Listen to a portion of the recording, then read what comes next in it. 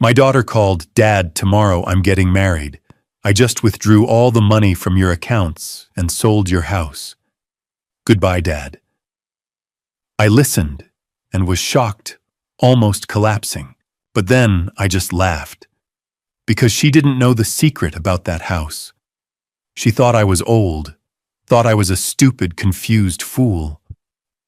But tomorrow, when she walks into her wedding ceremony, the police will come to give her a special gift before she puts on her wedding ring. Hello friends, thanks for joining me. Please like, subscribe, and comment where you're watching from.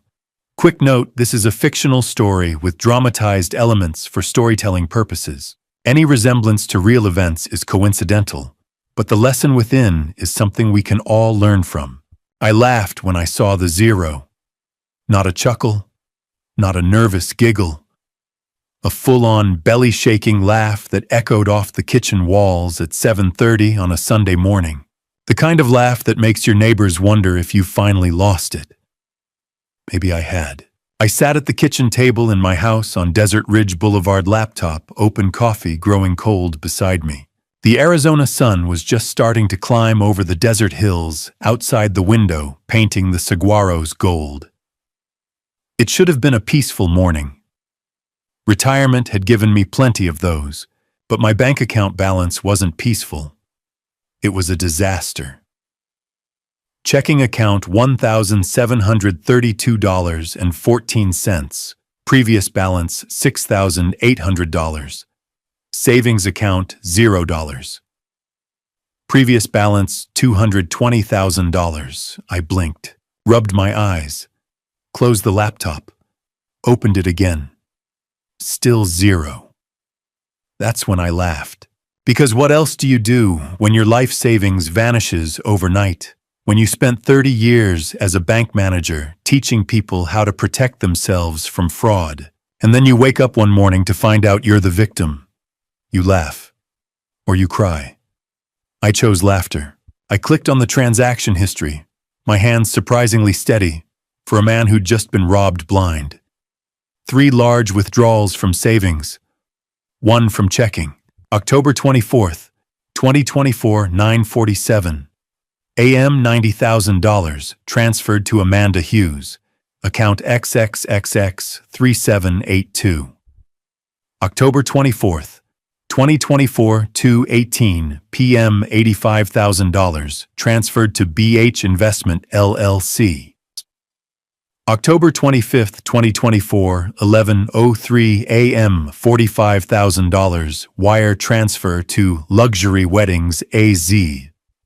October 26th, 2024, 3:42 p.m. $500 ATM withdrawal, Scottsdale Fashion Square. Total $225,000. Amanda Hughes, my daughter. I stared at her name on the screen. 32 years old, marketing coordinator, lives in Scottsdale, drives a leased Honda. Calls me twice a month, maybe 3 times if she needs something. And apparently she'd just cleaned me out. The phone rang. I looked at the caller ID. Amanda Hughes. For a second I thought about not answering. About letting it go to voicemail. About pretending I hadn't seen the statements yet. That I was still the clueless old man she must think I am. But I'm not clueless. I'm a banker. Or I was. I picked up. Dad. Her voice was bright, almost giddy. I have the best news. I said nothing. Brandon and I are getting married this Saturday. Can you believe it? We didn't want a long engagement, so we just went for it. And Dad, we bought a house. My grip tightened on the phone. A house. Yes, it's perfect. 3 bedrooms, 2 baths, a pool. You're going to love it. What's the address? My voice sounded calm. Too calm. 2943 Canyon View Circle, in Tempe. It's close to everything. We got an amazing deal. 2943 Canyon View Circle. My rental property. The house I'd owned for 9 years. The house that brought in $3,200 a month. The house that was supposed to fund my retirement, along with the savings account that was now sitting at a big, fat zero. Amanda, I said slowly, that's my house. A pause, then a laugh. Light, unbothered. I know, Dad. That's the best part. I used the power of attorney you signed. Remember you said I could handle your finances if you were ever sick or couldn't manage things yourself. So I sold the house and we used the money for the down payment. Isn't that great? It stays in the family power of attorney. I didn't remember signing a power of attorney. I would remember something like that. I'd spent 3 decades reviewing legal documents. I knew what a POA looked like. I knew what it meant, and I would never ever give my daughter that kind of control. Amanda, I said, my voice low, I never signed a power of attorney. Another pause, this one longer. Yes, you did, Dad, in September. When you were in the hospital with pneumonia. I brought the forms to you. Insurance paperwork, remember, you signed everything. September. The hospital. Fever of 104.3. 3 days in Banner Desert Medical Center, barely able to lift my head off the pillow. And Amanda visiting me, bringing papers, telling me they were routine. I closed my eyes. Amanda, where did the money from my savings account go? What do you mean, the $220,000? Where is it? I already told you. The house, the wedding. Dad, are you feeling okay? You sound confused. Confused. She thought I was confused. Or maybe she wanted me to think that. I'm fine, I said quietly. I'll call you later. Haturiyuani, wait, Dad. I hung up. The kitchen was silent except for the hum of the refrigerator. I sat there, phone in hand, staring at the laptop screen. $0 I thought about Catherine, my wife, the woman who'd sat at this same table 34 years ago, holding a tiny red-faced baby girl in her arms, tears streaming down her face. She's perfect, Catherine had whispered. Warren, she's absolutely perfect. And she was. Amanda was perfect. Smart, funny, stubborn as hell. She looked just like her mother. Catherine passed away 3 years ago. February 14th, 2021. A car accident on I-10 just outside Phoenix. The kind of ordinary tragedy that rips your life apart without warning. Before she went, I'd promised her I'd always protect Amanda, no matter what. Take care of our girl. Catherine had said, her hand in mine. I will, I'd promised. But how do you protect someone from themselves? I looked at the laptop screen again, at the zeros, at my daughter's name on the transaction list. And then I laughed. Not because it was funny, but because I didn't know what else to do. My daughter just stole $250,000 from me, I said out loud to the empty kitchen. And I'm sitting here laughing. I looked at the photo of Catherine on the counter. Her smile, her eyes, the way she'd always believed the best in people, even when they didn't deserve it. Catherine, I whispered, if you're watching, I'm sorry. I failed. I closed the laptop. Outside, the desert morning stretched on golden and quiet.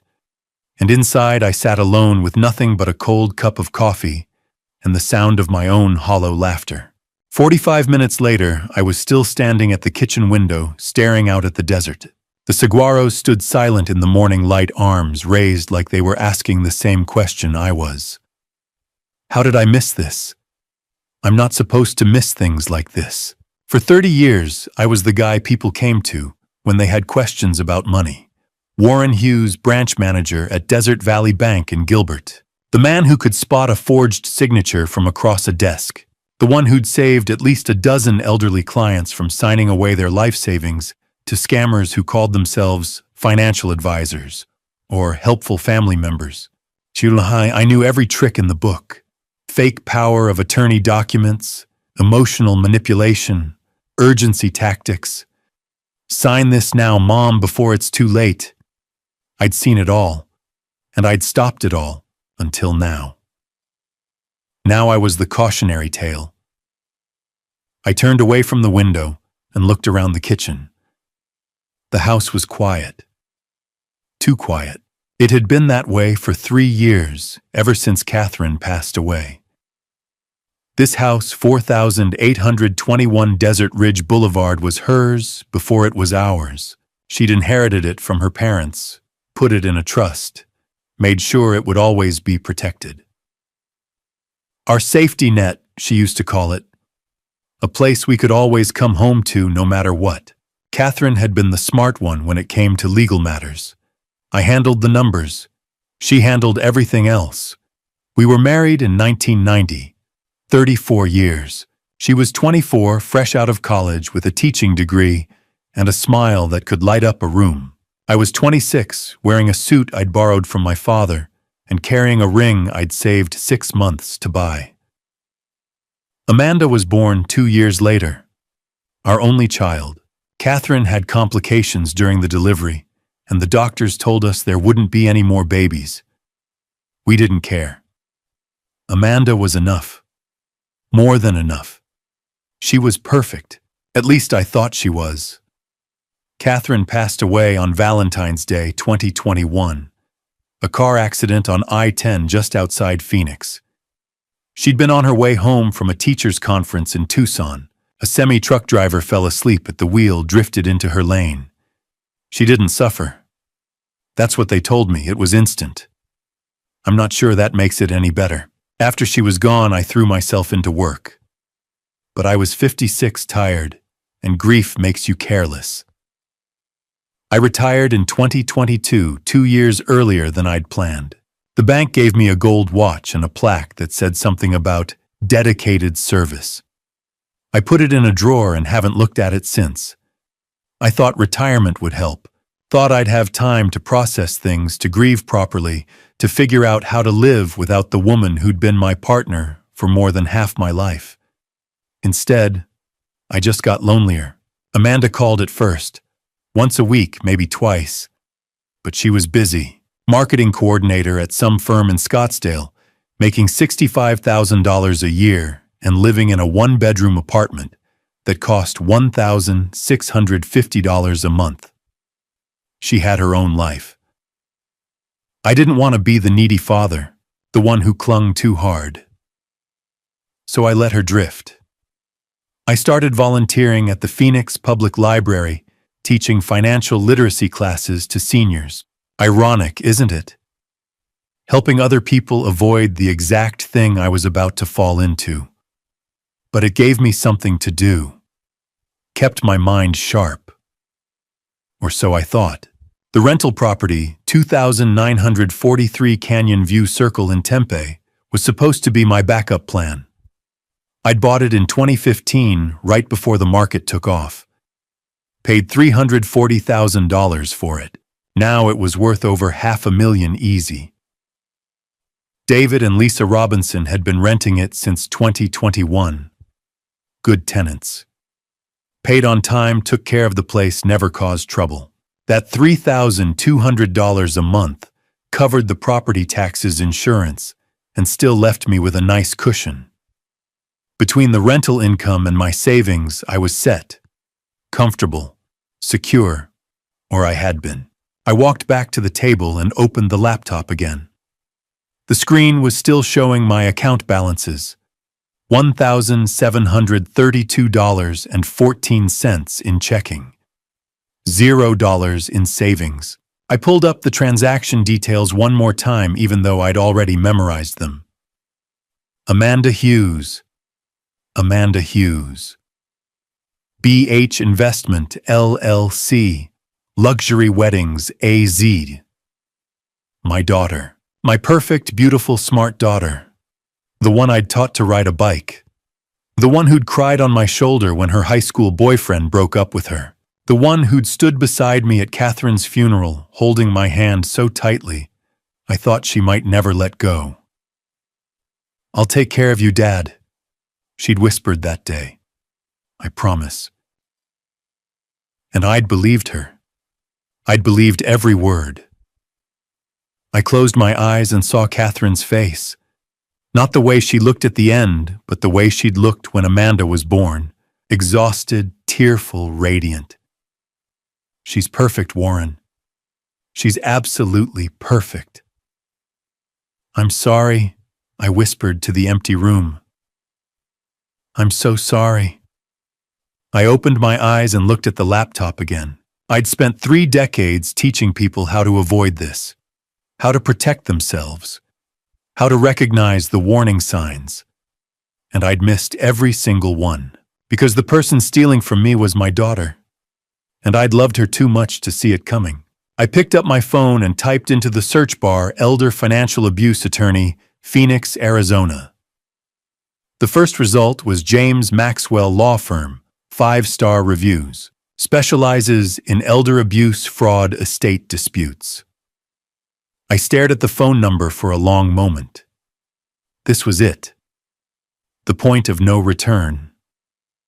Once I made this call, there was no going back. No pretending it was a misunderstanding. No hoping Amanda would fix it on her own.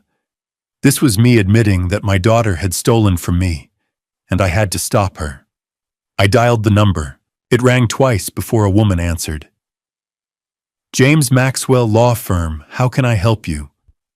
I took a breath. "My name is Warren Hughes," I said. "I need help." My voice cracked just a little. "My daughter stole from me. The receptionist said someone would call back within the hour." I hung up and checked the time. 9 o'clock. I was supposed to teach at the library at noon. I wasn't going. I sat at the kitchen table, phone in hand. The house was too quiet.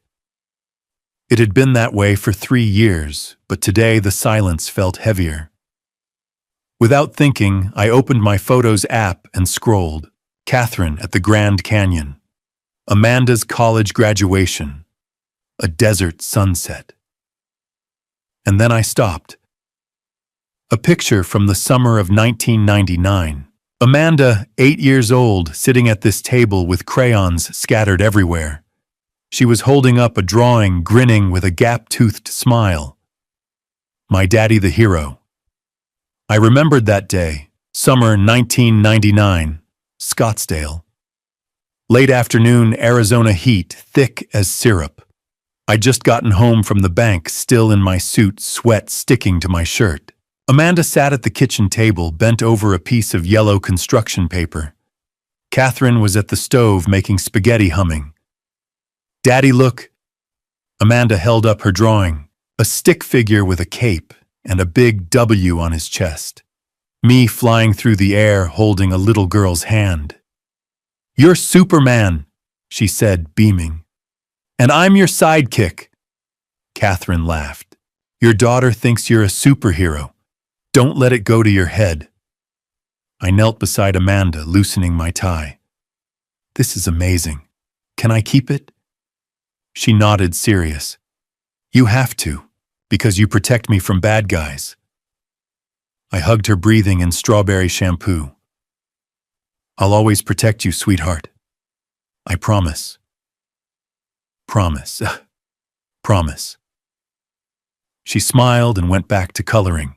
Catherine caught my eye from across the room. Her smile said something I didn't understand then. Don't make promises you can't keep. But I thought I could keep that promise forever. I swiped to the next photo. June 2009. Amanda's high school graduation. Desert Vista High School lawn. Amanda in cap and gown, diploma in hand, looking too grown up. Catherine and I stood on either side of her, arms around her shoulders. She was crying.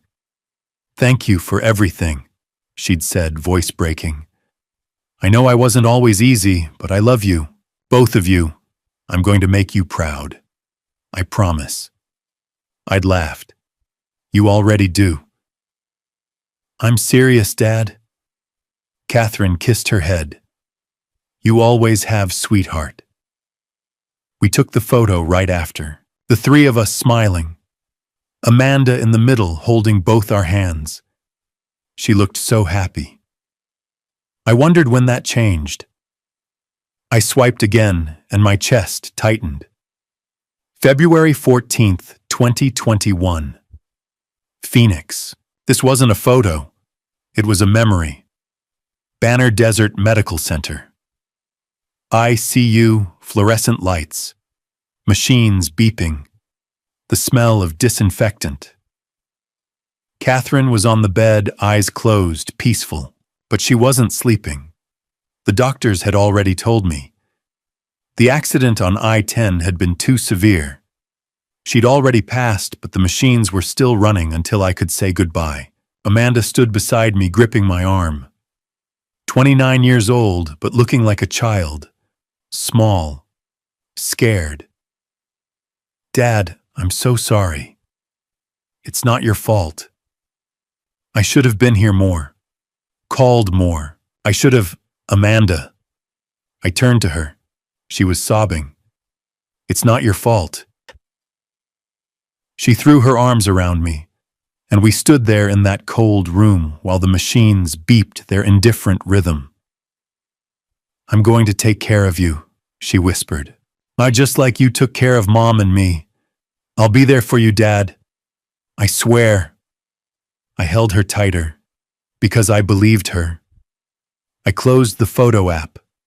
3 memories. 3 promises. You protect me from bad guys. I'm going to make you proud. I'll take care of you, Dad. I stared at my phone, vision blurring. What happened to that little girl who thought I was Superman? The one who cried at graduation and promised to make me proud?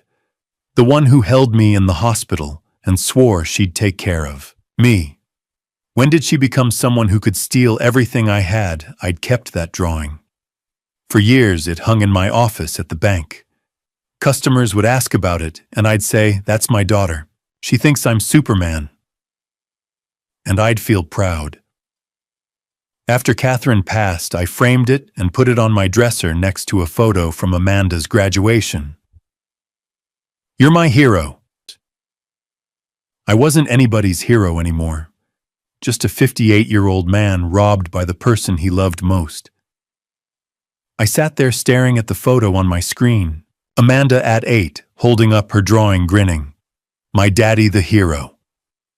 I closed my eyes. I'm sorry, sweetheart. I whispered to the empty kitchen. I'm so sorry.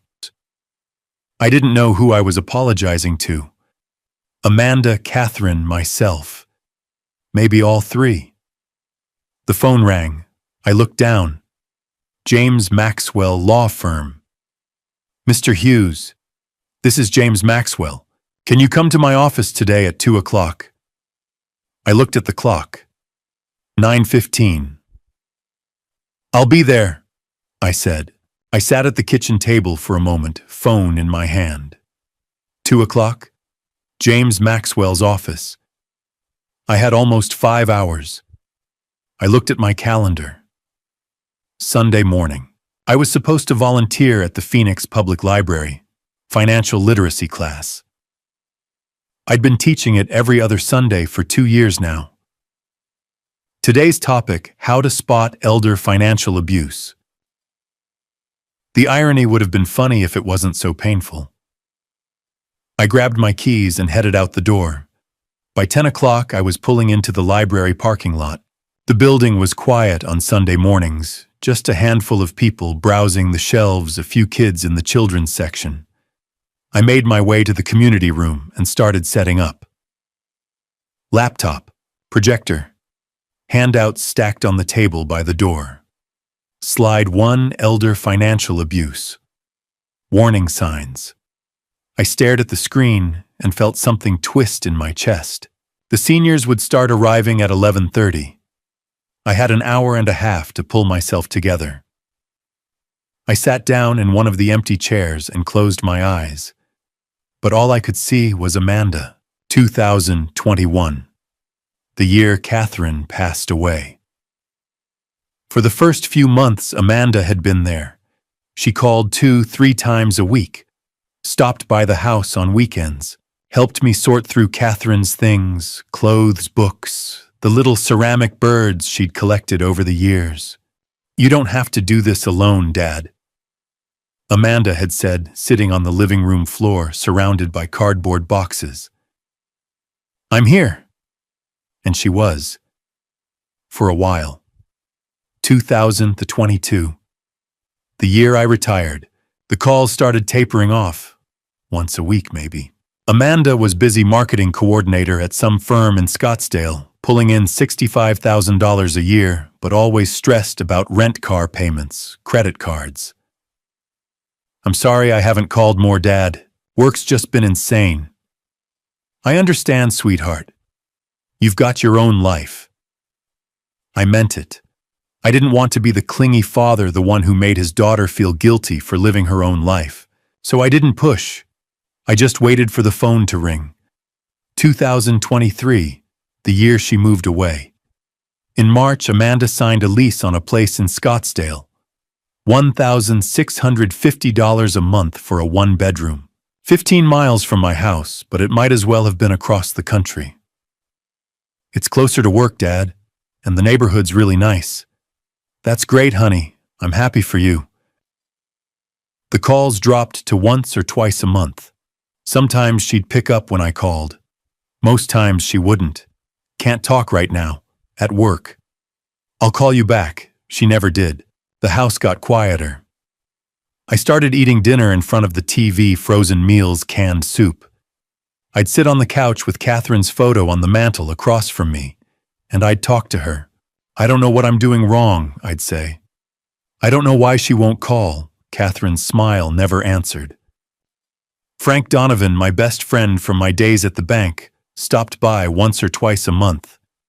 We'd sit on the back patio, drink beer, talk about the Diamondbacks, anything except what was really going on. "You should call her," Frank said one evening in June. "Just pick up the phone." I do call, she doesn't answer. "Then drive over there. Show up." "I'm not going to ambush my own daughter, Frank." He'd shrugged. "Suit yourself. But sitting here waiting isn't working either." He was right. But I didn't listen. Early 2024. The year everything changed. By spring, Amanda and I were barely speaking. A text here and there. Short, distant. "Happy birthday, Dad." "Thanks, sweetheart." "Love you." No phone call. No visit. I told myself it was normal. She was 32 years old. She had her own life, her own problems. I couldn't expect her to drop everything for her widowed father, but the loneliness was suffocating. And then in July she called. Out of the blue. First time in weeks. "Hey, Dad, quick question. How much is your rental property worth?" "The one in Tempe."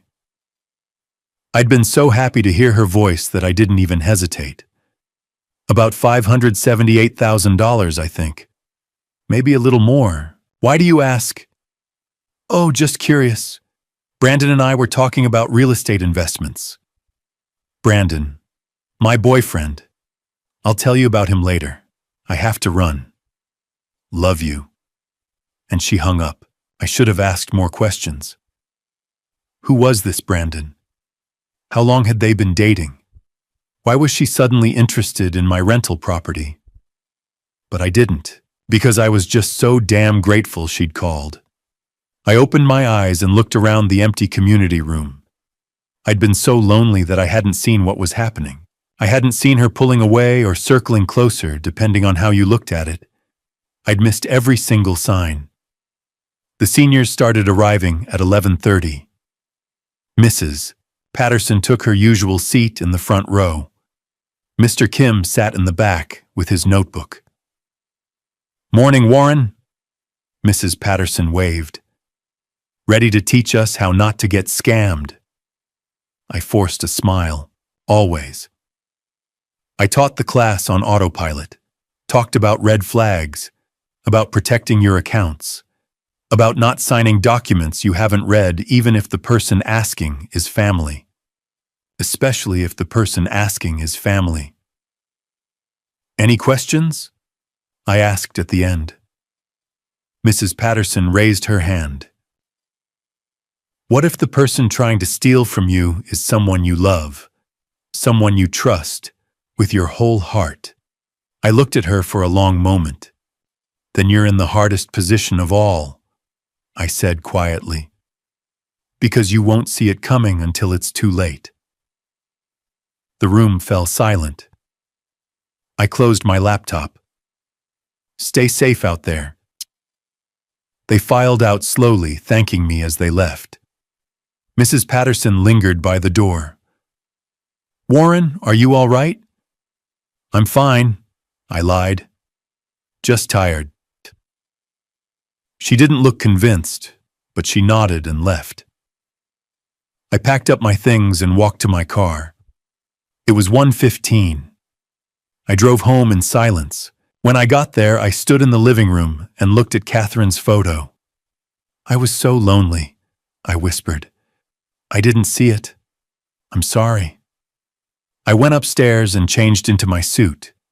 Navy blue, the one I used to wear to the important meetings at the bank. I looked at myself in the mirror. 58 years old. Tired, but still standing.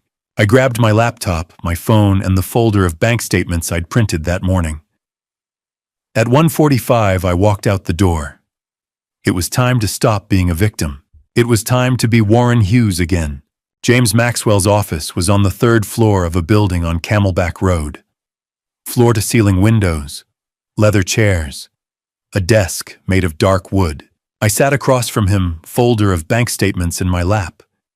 He'd listened quietly while I walked him through everything.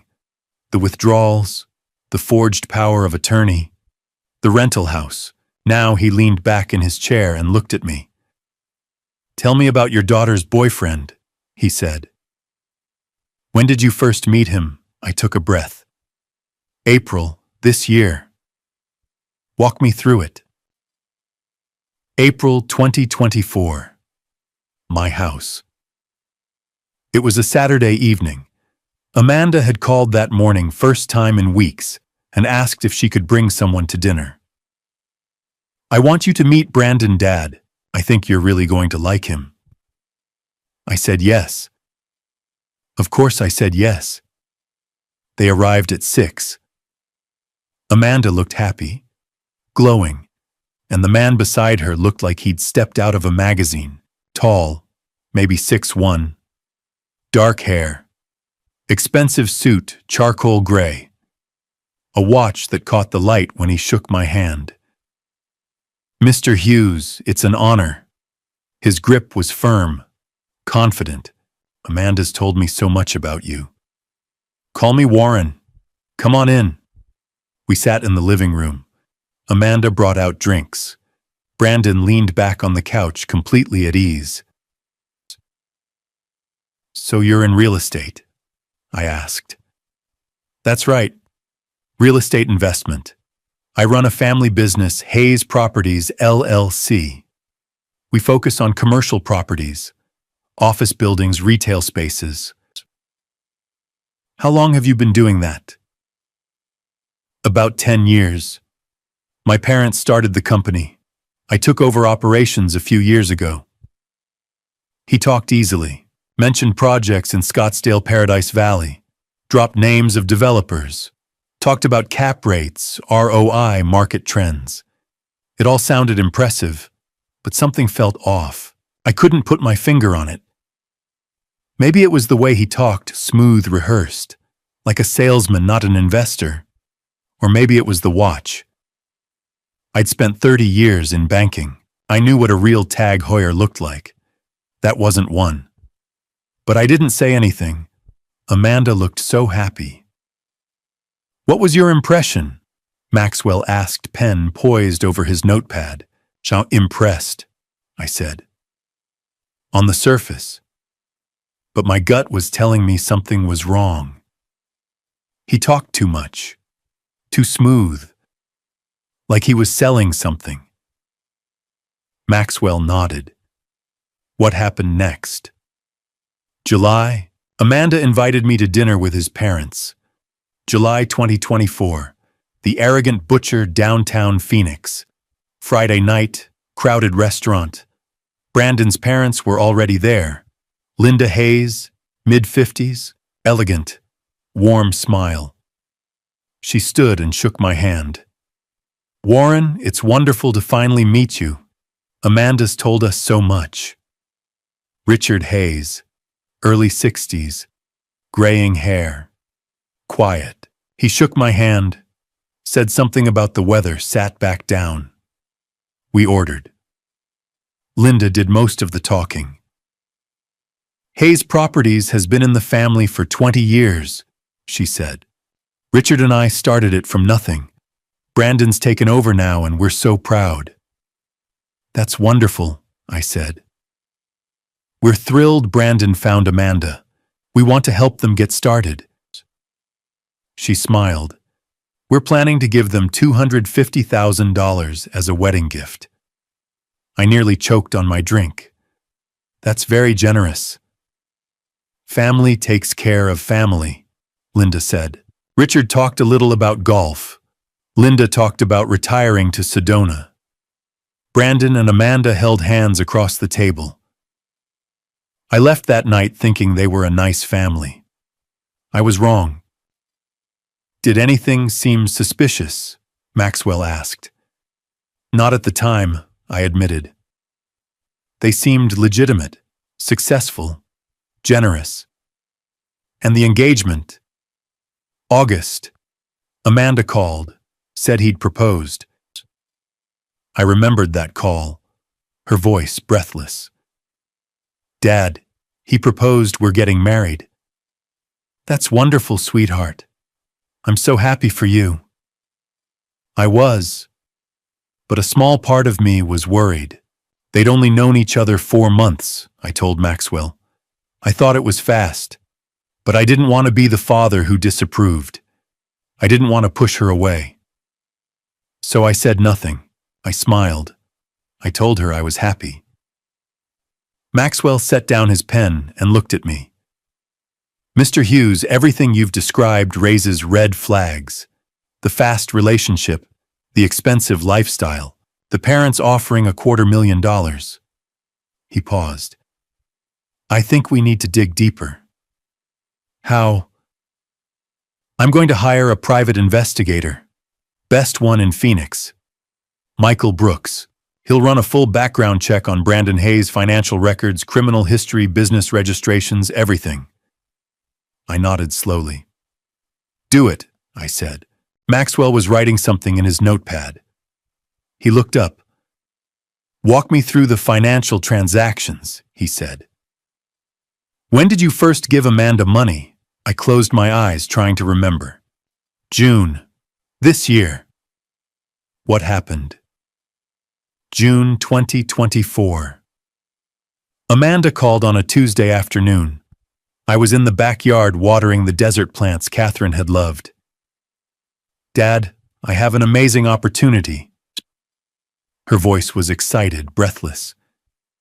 "I want to open a children's boutique in Scottsdale." "A boutique?" "Yes. High-end kids' clothing, toys, accessories. Brandon's been helping me with the business plan. His parents think it's a great idea." I felt a flicker of doubt. Amanda had never mentioned wanting to open a business before. "That sounds like a big undertaking," I said carefully. "I know, but Dad, this could really work. I've done the research. The market's there. I just need an investor." "How much are you looking for?" A pause. $50,000. I nearly dropped the hose. "Amanda, that's a lot of money." "I know, but think of it as an investment. I'll pay you back with interest. Brandon says we could see returns within a year." Brandon says. "I don't know, honey. Let me think about it." "Dad." Her voice shifted. Softer now. "Mom always told me to follow my dreams. She believed in me. Don't you?" And there it was. The one thing I couldn't argue with. Catherine would have wanted me to support our daughter. And of course I believe in you, I said quietly. Then help me, please.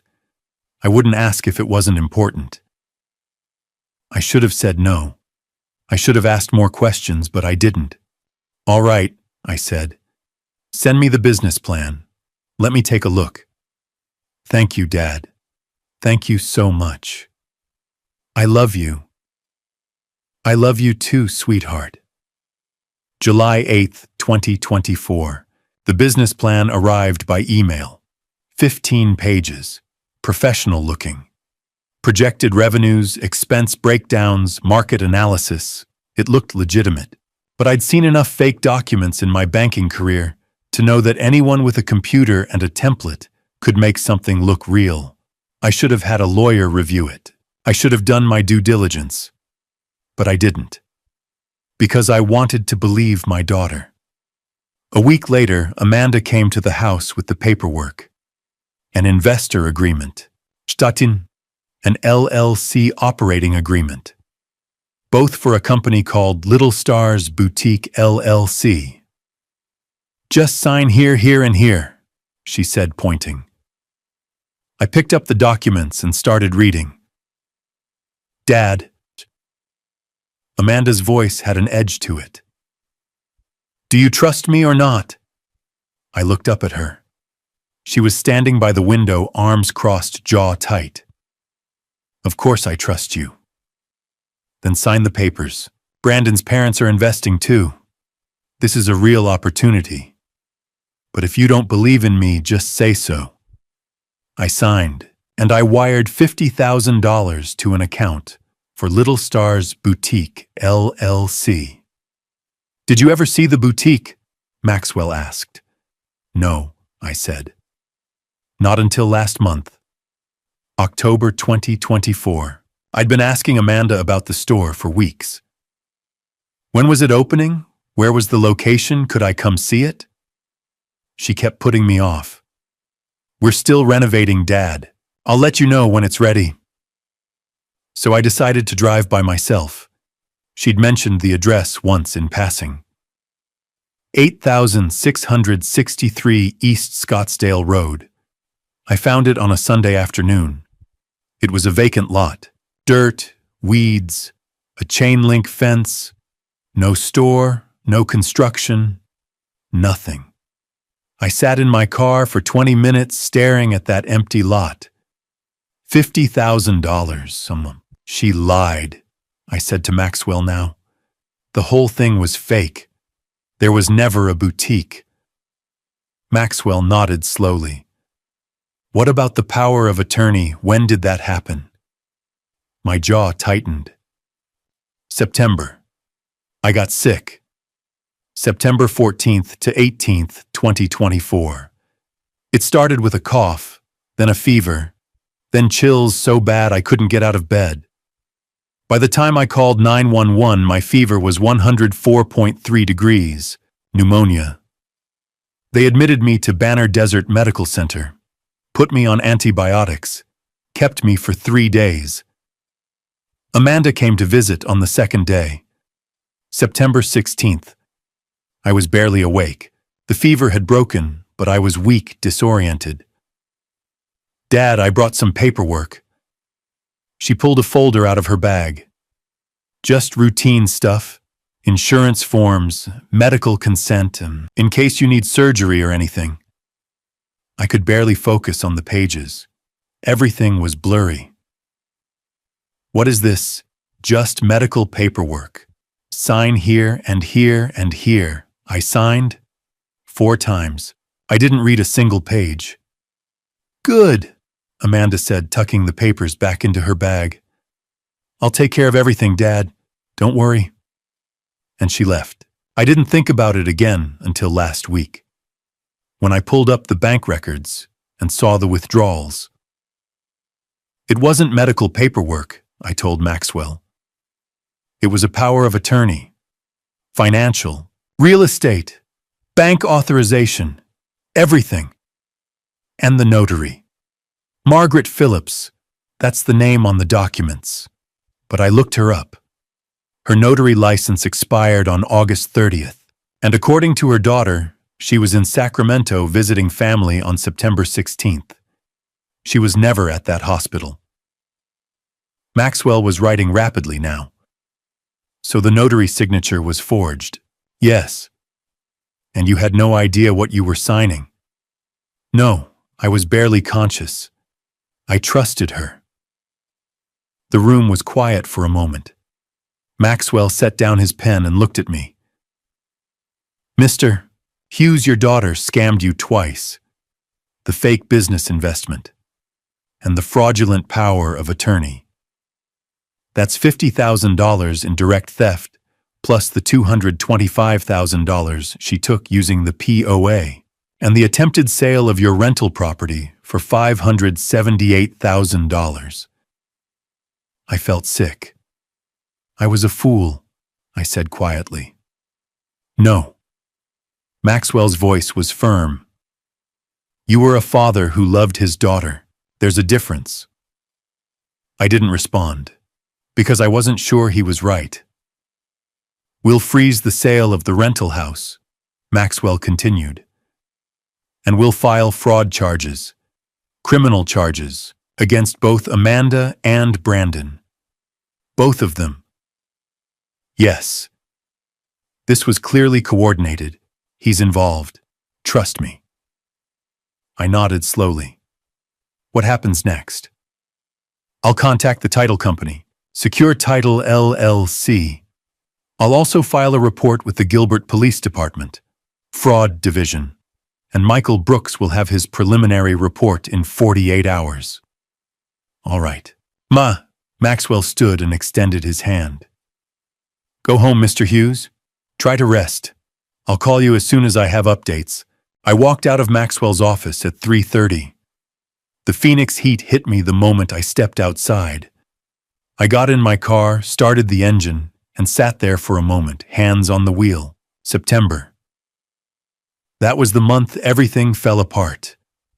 I pulled out of the parking lot and headed south toward home, and all I could think about was how I'd missed it. September the 8th, 2024, a Sunday evening, a month and a half ago. Amanda had called that afternoon. Dad, do you want to have dinner with me and Brandon, just the three of us? I'd said yes immediately. We met at True Food Kitchen in Scottsdale Quarter. They were already there when I arrived, sitting at a corner table holding hands. Amanda looked happy. Brandon looked relaxed, confident. We ordered, made small talk. Brandon mentioned wedding plans. We're thinking small, he said. Close family. Maybe 50 people. October 28th. That's soon, I said. Amanda smiled. When you know, you know. Then Brandon leaned back casual like it was nothing. Amanda mentioned you have a rental property in Tempe. Yeah, 2,943 Canyon View Circle. What's it worth? Around $578,000. He nodded. Good investment. We're thinking about getting into real estate ourselves. I didn't think anything of it. I should have. September 14th, 2024. It started Friday morning. A cough. Then a fever. By Sunday, I couldn't get out of bed. My fever hit 104 degrees. I called 911. They took me to Banner Desert Medical Center. Pneumonia. Severe. 4 antibiotics. They said I'd be there a few days. I don't remember much from the first 2 days. Just fever. Machines beeping. Nurses checking vitals. Amanda didn't visit. Didn't call. September 16th, 2024. She showed up Monday afternoon. I was in bed half asleep, barely able to keep my eyes open. The fever had broken that morning, but I was still weak. Foggy. Dad. I opened my eyes. Amanda was standing beside the bed holding a folder. Hey, sweetheart, I mumbled. You came. Of course. She sat down. How are you feeling? Tired, but better. Good. She opened the folder. I brought some paperwork, just routine stuff, insurance forms, medical consent, in case you need surgery.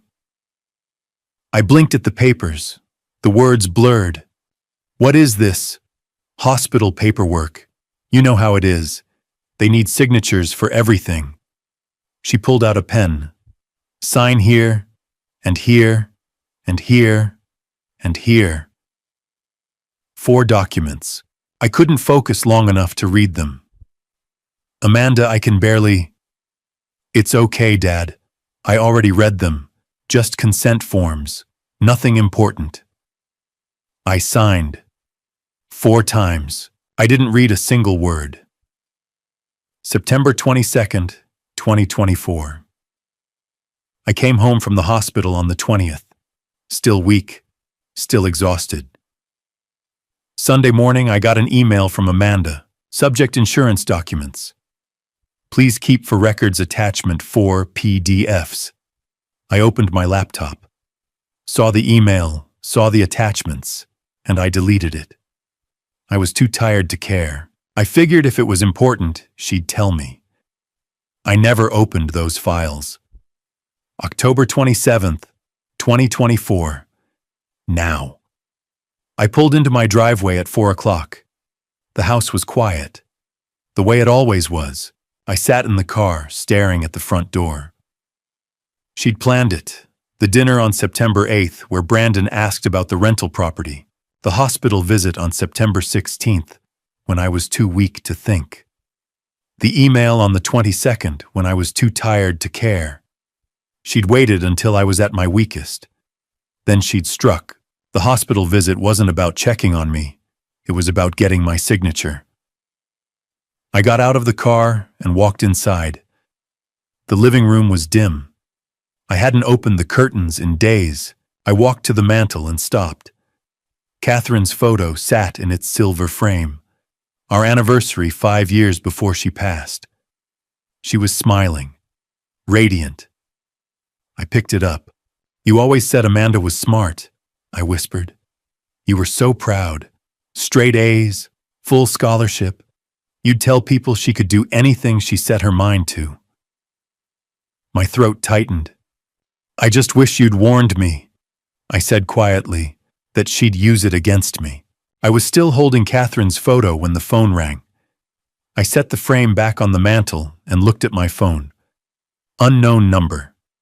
I almost didn't answer, but something made me pick up.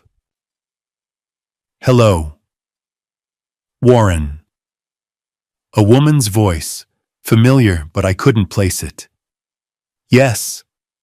It's Rebecca Thompson, from Desert Valley. My old bank, the branch where I'd worked for 25 years. Rebecca, hi.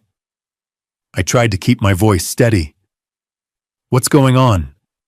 Warren, I'm calling because I saw some unusual activity on your accounts. Large withdrawals. I wanted to make sure it was really you. My chest tightened. What withdrawals? Let me pull up the records. I heard typing.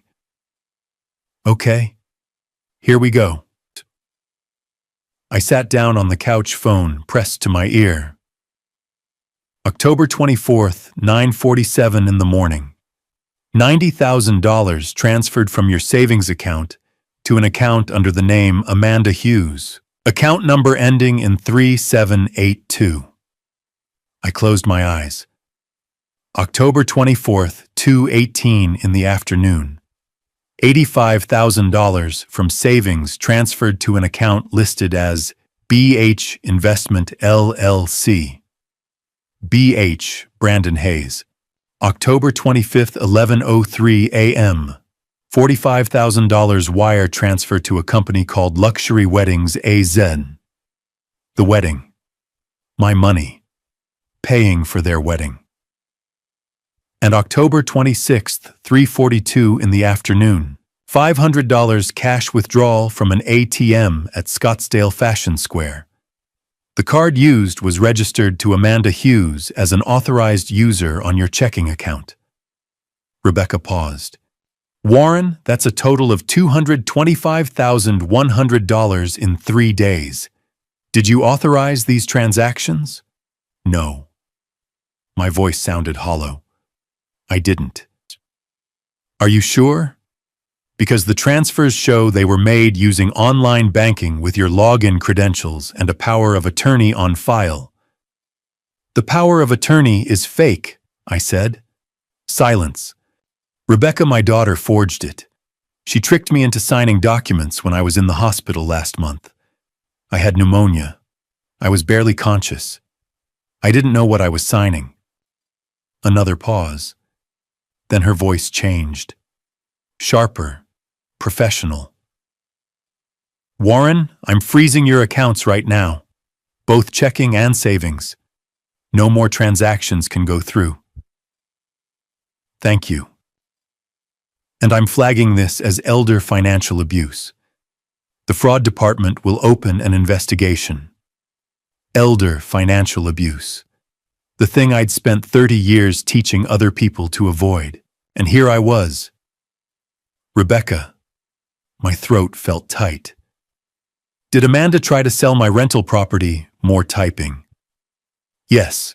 There's a pending sale on file. 2,943 Canyon View Circle, Tempe.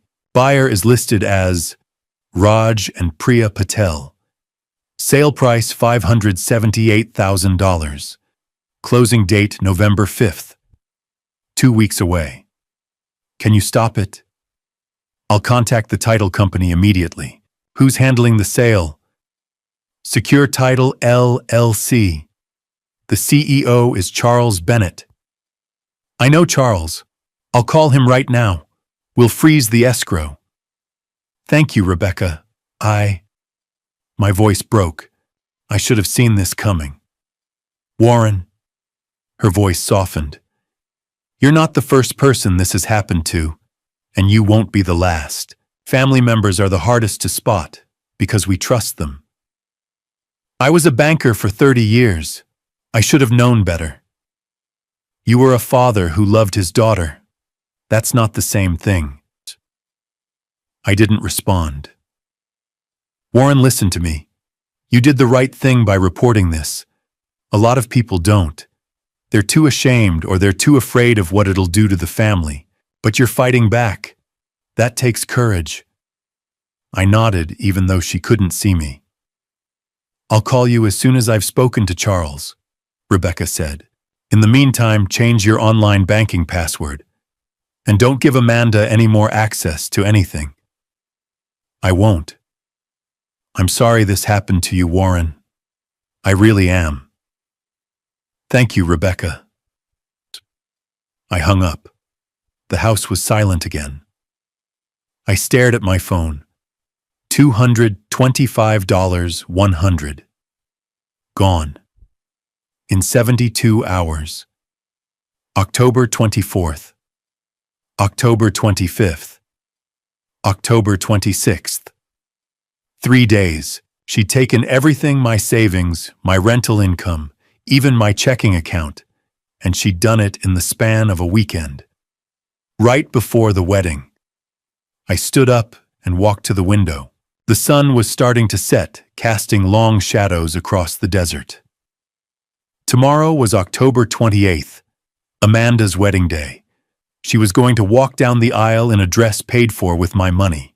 She was going to say her vows in a venue paid for with my money. She was going to celebrate with champagne and cake and flowers, all paid for with my money. My money. The money I'd saved for 30 years. The money I'd planned to leave to her one day when I was gone. And she couldn't wait. She took it now.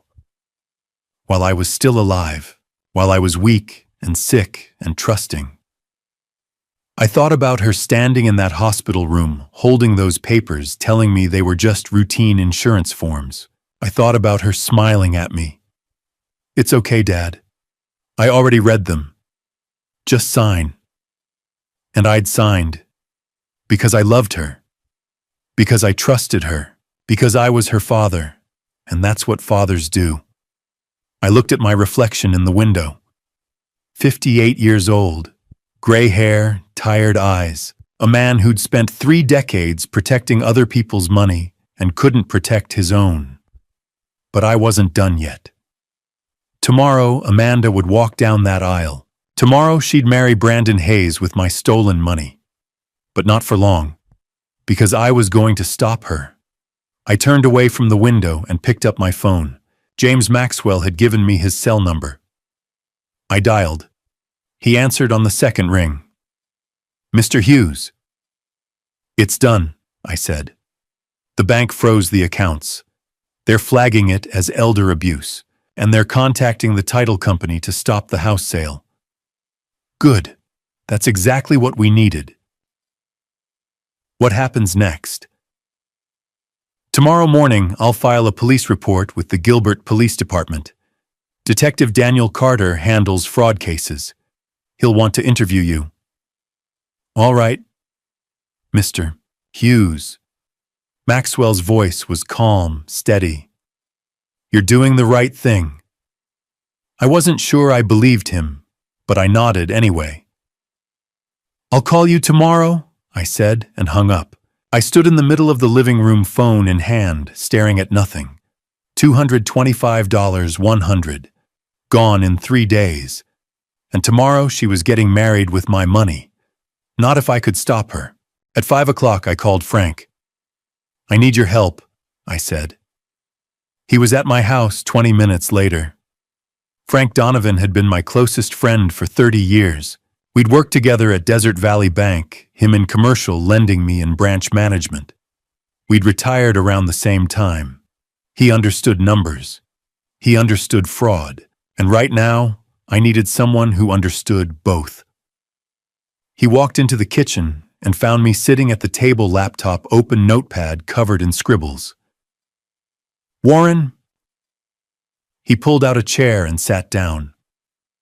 "What's going on?" I told him everything. The fake investment, the forged power of attorney, the hospital, the withdrawals, the rental house, the wedding tomorrow. He didn't interrupt, just listened, his face getting darker with every sentence. When I finished, he leaned back and shook his head. "Jesus, Warren. I know. Amanda did this. You're Amanda." "Yes. And this Brandon guy is behind it." "I think so, but I need proof." Frank was quiet for a moment, staring at the notepad. "Well, what are you going to do?" I looked at him. "I'm going to stop her." "Warren. She's a criminal, Frank. She thinks I'm old. She thinks I'm weak. She thinks she can steal from me and I'll just sit here and take it. She's your daughter. I know." My voice was hard. "But that doesn't change what she did." Frank nodded slowly. "All right, what's the plan?" I turned the notepad toward him. "Rebecca from the bank already froze my accounts. That's done. But there's more." Frank read the list. "Action Plan Bank, accounts frozen. Rebecca Thompson, title company, freeze house sale. $578,000 escrow. Attorney fraud complaint, filed James Maxwell police report, elder financial abuse. Gilbert PD private investigator background check on Brandon Hayes." "You've been busy," Frank said. "I'm just getting started." He looked up. "What do you need me to do?" "Stay here, in case I need backup. Or a witness." "Done." I picked up my phone. First call, Charles Bennett. 6 p.m. Secure Title LLC. I dialed the number Rebecca had given me. A man answered on the third ring. "Secure Title, this is Charles." "Mr. Bennett, my name is Warren Hughes. Rebecca Thompson from Desert Valley Bank gave me your number. I need to stop a real estate transaction." "What's the property address?" 2943 Canyon View Circle, Tempe. Typing sounds. "Okay, I see it." Sale to Raj and Priya Patel. Closing November 5th. $578,000. What's the issue? My daughter is trying to sell that property without my permission. She used a forged power of attorney. Silence. Mr. Bennett, I have bank statements showing fraud. I have an attorney filing a complaint, and I'm about to file a police report. The POA is fake. The notary's license was expired. The notary wasn't even in Arizona on the date listed. Do you have proof? Yes, I can send you everything. More typing. All right, Mr. Hughes, I'm freezing the escrow account.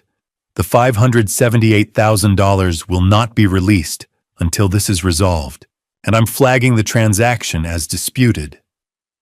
Thank you. I'm sorry this happened to you.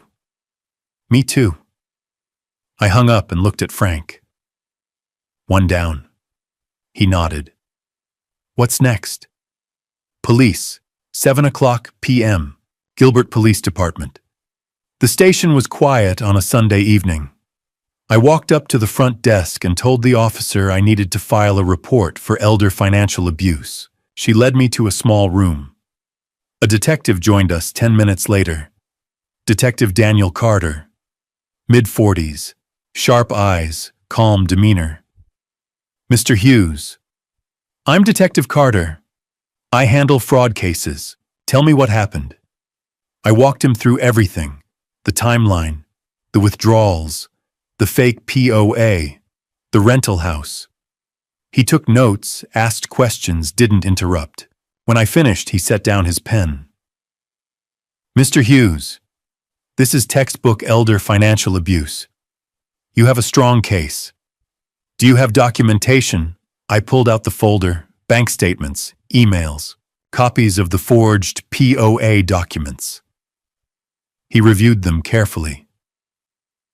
This is good. Very thorough. He looked up. I'm opening an investigation.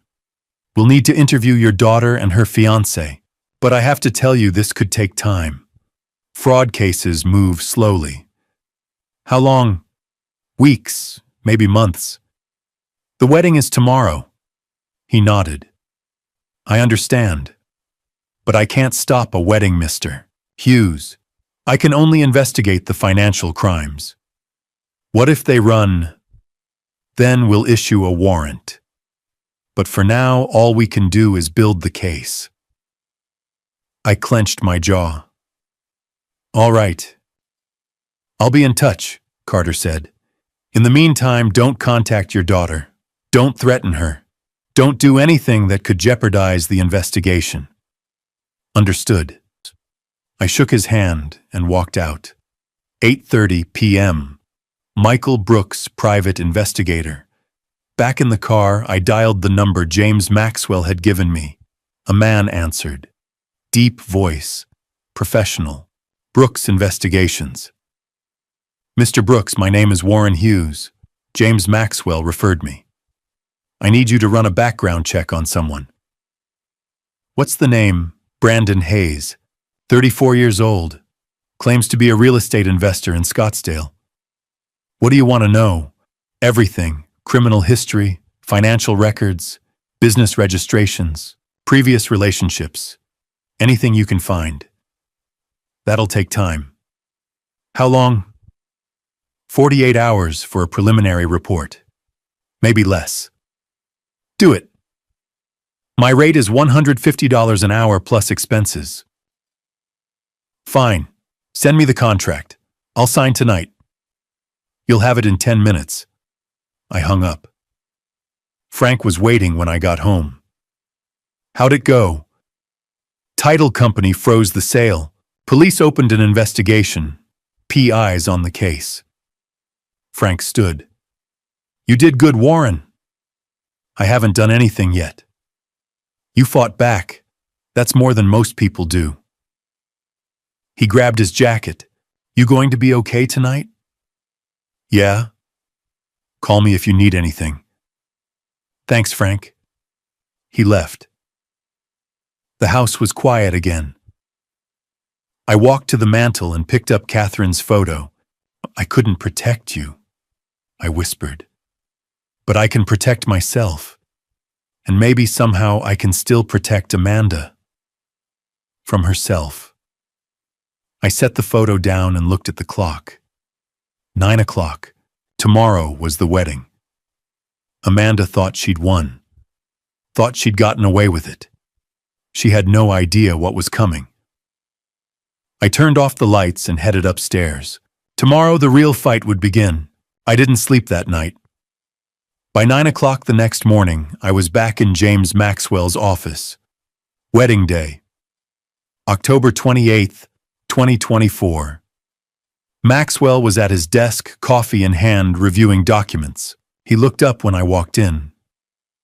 Mr. Hughes, how are you holding up? I'm fine. I wasn't fine. He gestured to the chair. I sat. The police opened an investigation, I said. Detective Carter, Fraud Division. Good. That's exactly what we need. And the title company froze the escrow. $578,000. Charles Bennett confirmed it last night. Maxwell nodded. We're building a strong case, but there's one more thing we should do. What? Call Amanda. I stared at him. Warn her, he said. Give her one last chance to make this right. If she returns, the money cooperates with the investigation, it could reduce the charges against her.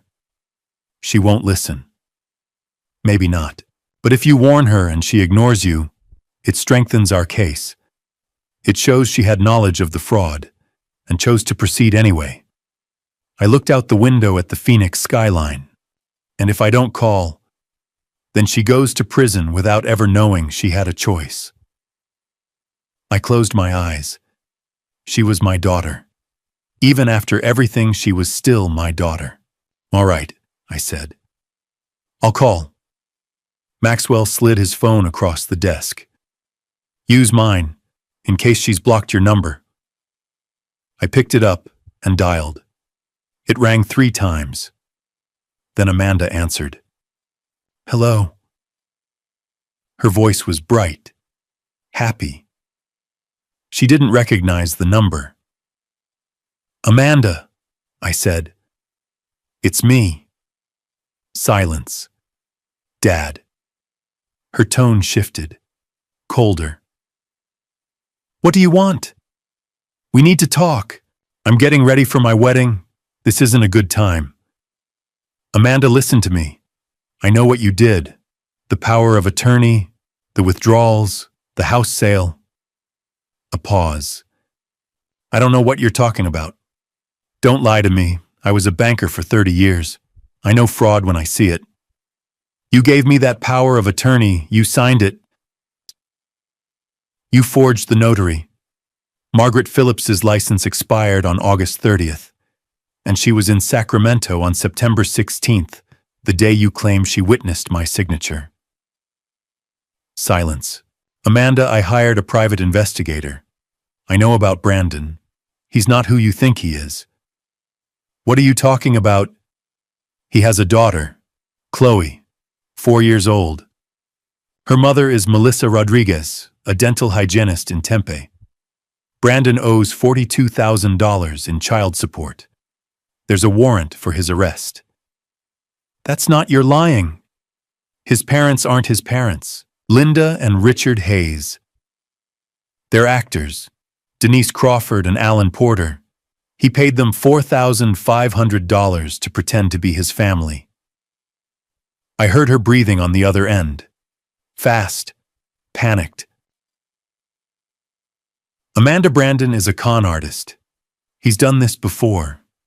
He scammed 2 other women, Michelle Torres in Denver, $95,000. Jennifer Adams in San Diego, $67,000. He targets women with money, gains their trust, and disappears. You're making this up. Her voice was rising now. You hate Brandon. You never wanted me to be happy. That's not true. You're jealous. You've been alone for 3 years, and you can't stand that I found someone. Amanda, please listen. No. She was yelling now. You listen to me. You've always blamed me for Mom. You think it's my fault she's gone.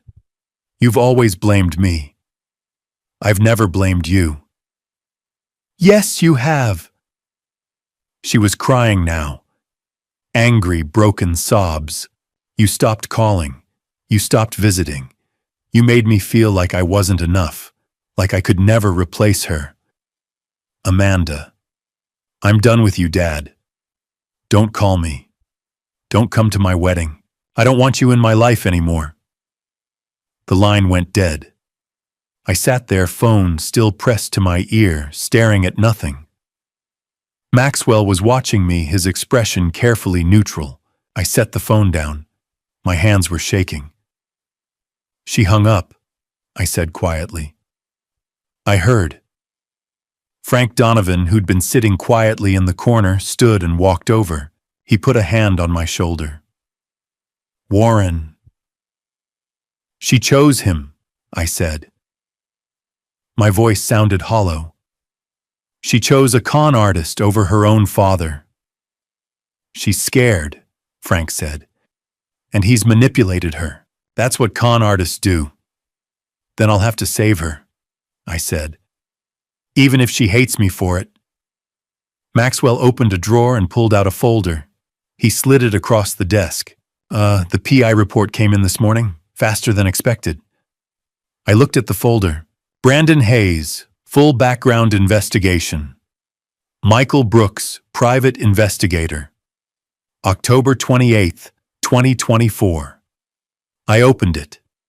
The first page was a summary. Subject, Brandon Michael Hayes. DOB, March 15th, 1990. Age 34, current residence, Optima Kierland Apartments. Scottsdale, AZ, lease $2. $400 per month, employment, unemployed claims.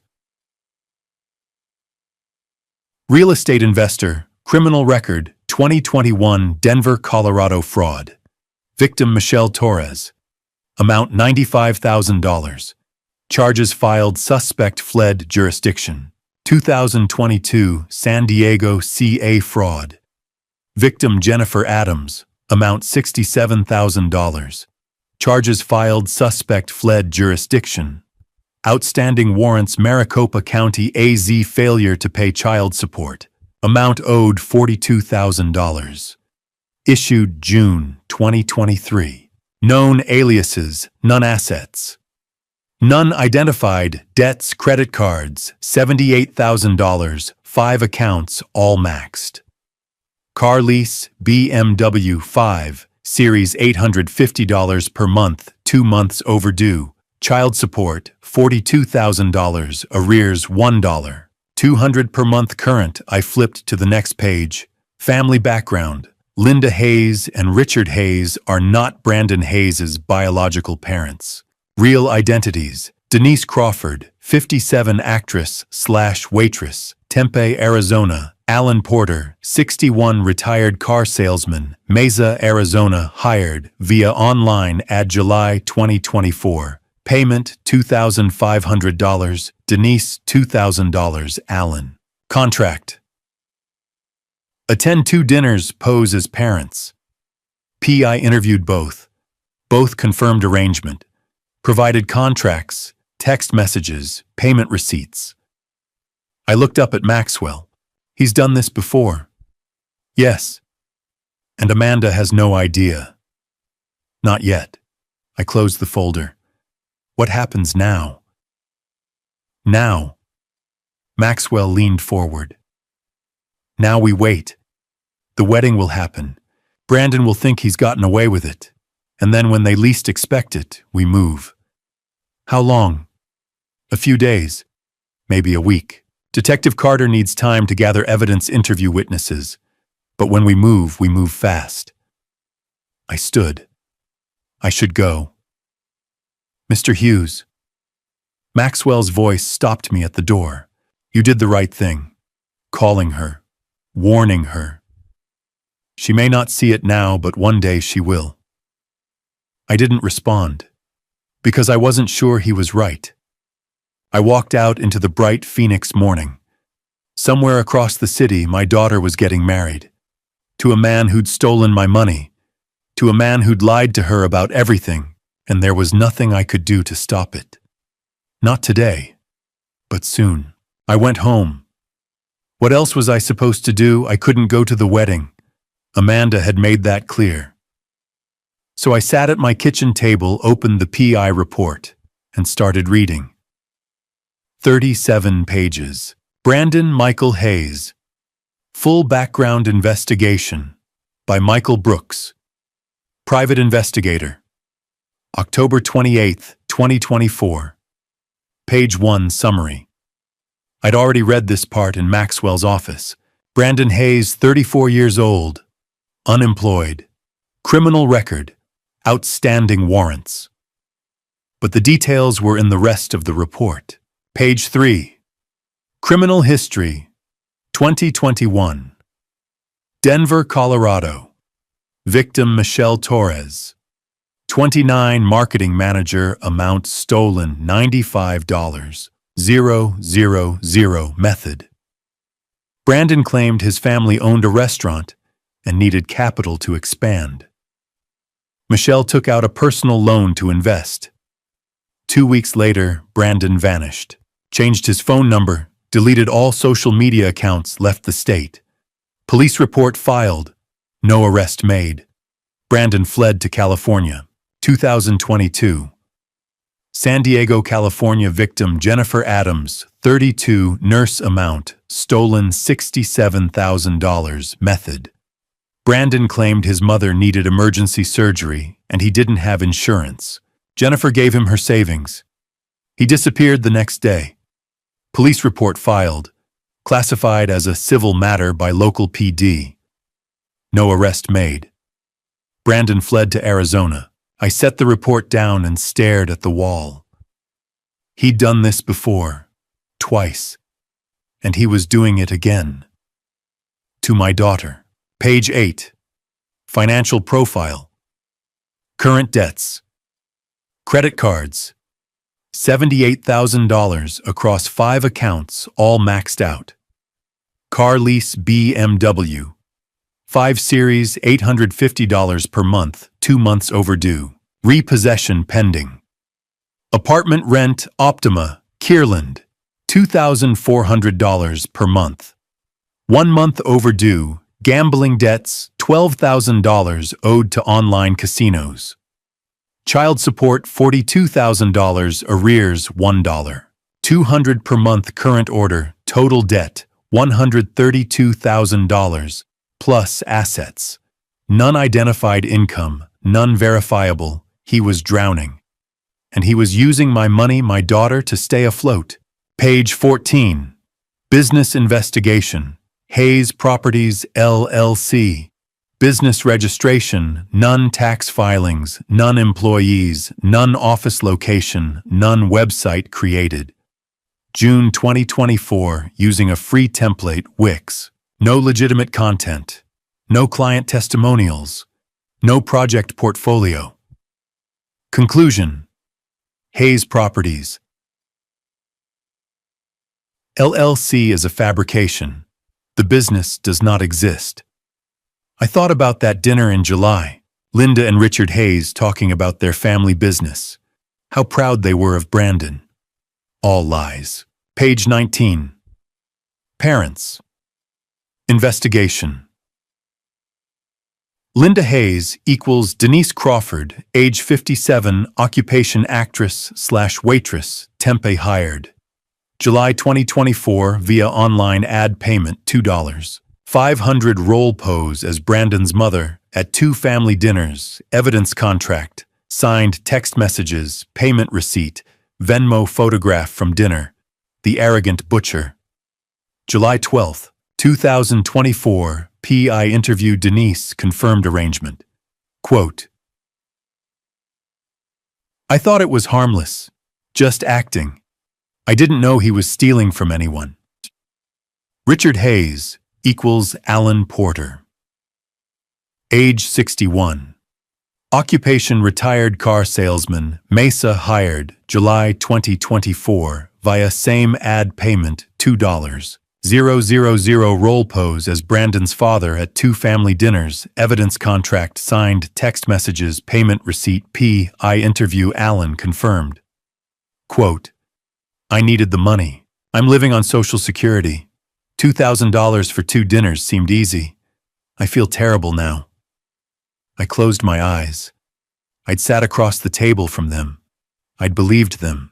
I'd thought they were a nice family. Page 25. Chloe Hayes and Melissa Rodriguez. Melissa Rodriguez, age 30. Occupation dental hygienist, Tempe relationship. Dated Brandon Hayes, 2018 to 2019. Chloe Hayes, age 4. DOB June 15th, 2020. Father Brandon Hayes. N. A test confirmed court-ordered 2021 child support order $1,200 per month. Arrears $42. Brandon has not paid since order issued. Warrant issued June 2023 for failure to pay. Recent development, October 2024. Brandon wired $15,000 to Melissa Rodriguez on October 24, 2024. First payment in 3 years. Source of funds. Unknown, presumed stolen from Warren Hughes. I spoke with Melissa. Quote, he said he came into some money. I thought maybe he'd finally gotten a job. I had no idea it was stolen. Analysis: Brandon likely paid partial child support to clear the warrant and avoid arrest before obtaining a marriage license. I felt sick. He'd used my money, my daughter's theft, to pay off his debt to another woman, so he could marry Amanda without getting arrested. My phone rang. Detective Daniel Carter. Mr. Hughes, I wanted to update you. We have enough evidence for an arrest warrant. Multiple counts: fraud, identity theft, forgery, elder financial abuse. When? That's why I'm calling. I need you to let the wedding happen. I stood up. What? If we move now, if we arrest Brandon before the ceremony, Amanda might panic. She might destroy evidence, delete emails, erase bank records, claim she was coerced. She was coerced. Maybe. But we need her cooperation. And the best way to get that is to let her see what kind of man she married. Let her realize on her own that she made a mistake. How long do I have to wait? A few days, maybe a week. Let them go on their honeymoon. Let Brandon think he got away with it. Then we arrest him. And Amanda, she'll be questioned. If she cooperates, the DA might offer a plea deal, reduced charges, probation instead of prison. And if she doesn't, then she goes down with him. I hung up. It was 1 o'clock. The wedding was at 6. I sat at the table staring at the report for hours. At 5:30, I got in my car. I wasn't going to the wedding, but I needed to see it. I needed to know this was real. 6 p.m. The Clayton House, Scottsdale. I parked across the street, far enough that no one would notice me, close enough that I could see. The venue was beautiful, string lights, white flowers. A small crowd, maybe 50 people, gathered on the lawn. And then I saw her. Amanda, in a white dress. Hair done. Makeup perfect. She looked radiant. She looked happy. Brandon stood at the altar in a tuxedo, smiling, confident, like he'd won. The guests were cheering. I sat in my car, hands gripping the steering wheel, and watched my daughter marry a con artist. With my money. I'm sorry, sweetheart, I whispered. But this ends tonight. The address sat in my phone like a loaded gun, 1847 South Mill Avenue, Tempe, Arizona, apartment 2B. It was November 5th, 10 in the morning, and I was driving south on I-10, toward the woman my daughter's husband had abandoned 3 years ago. The private investigator had handed me her contact information, along with everything else: photos of a little girl with Brandon's eyes, court documents for unpaid child support, text messages begging for grocery money that had gone unanswered for months. Melissa Rodriguez, 30 years old, dental hygienist, single mother. One more victim in Brandon Hayes' long trail of wreckage. I parked outside a modest 2-story apartment complex with faded stucco and a cracked pool. The kind of place where people work 2 jobs and still struggle to make rent. I climbed the stairs slowly, my banker instincts screaming that I was about to hear something I didn't want to know. She answered on the first knock. Melissa was petite, with dark hair pulled into a ponytail and tired eyes that looked older than 30. She wore scrubs, pale blue, the kind you see in dental offices, and held the door halfway open, cautious. "Mr. Hughes." "Yes. Thank you for agreeing to meet." She stepped aside. "Come in." The apartment was small but clean. A kid's drawing taped to the fridge, a basket of laundry on the couch, the faint smell of toast. In the corner, a little girl sat on the floor coloring with crayons. 4 years old, dark curls, Brandon's sharp jawline and his mother's soft eyes. "Chloe." "She's beautiful," I said quietly. Melissa's expression softened just a fraction. "She's my whole world." We sat at a small kitchen table. Melissa poured 2 cups of coffee, her hands steady but her voice brittle. I met Brandon in 2018, she began, at a charity event in Scottsdale. He was charming, confident, well-dressed. He told me he was a real estate investor, said he owned properties all over the valley. I nodded. The same script, the same lie. We dated for about a year. He was intense, romantic. He'd show up with flowers, take me to expensive restaurants. I thought I'd found someone who actually saw me, I understand. Then I got pregnant. Her voice dropped, and everything changed. She stared into her coffee. At first he said he was excited, said we'd get married, buy a house, build a life. But the closer I got to my due date, the more distant he became. Missed appointments, stopped answering calls. When did he leave? December 2020. Chloe was 6 months old. Melissa's jaw tightened. He packed his things one night while I was at work. Left a note that said he wasn't ready to be a father. I haven't seen him since. 6 months old.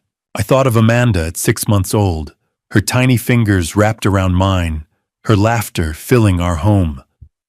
The idea of walking away from that, of abandoning your own child, made my stomach turn. Did he ever pay child support? I asked, though I already knew the answer. Not a dime. I took him to court in 2021. Got a DNA test, got a support order for $1,200 a month. He ignored it. Moved apartments, changed his phone number, disappeared. She shook her head bitterly. The state issued a warrant in June 2023. I figured I'd never see a cent.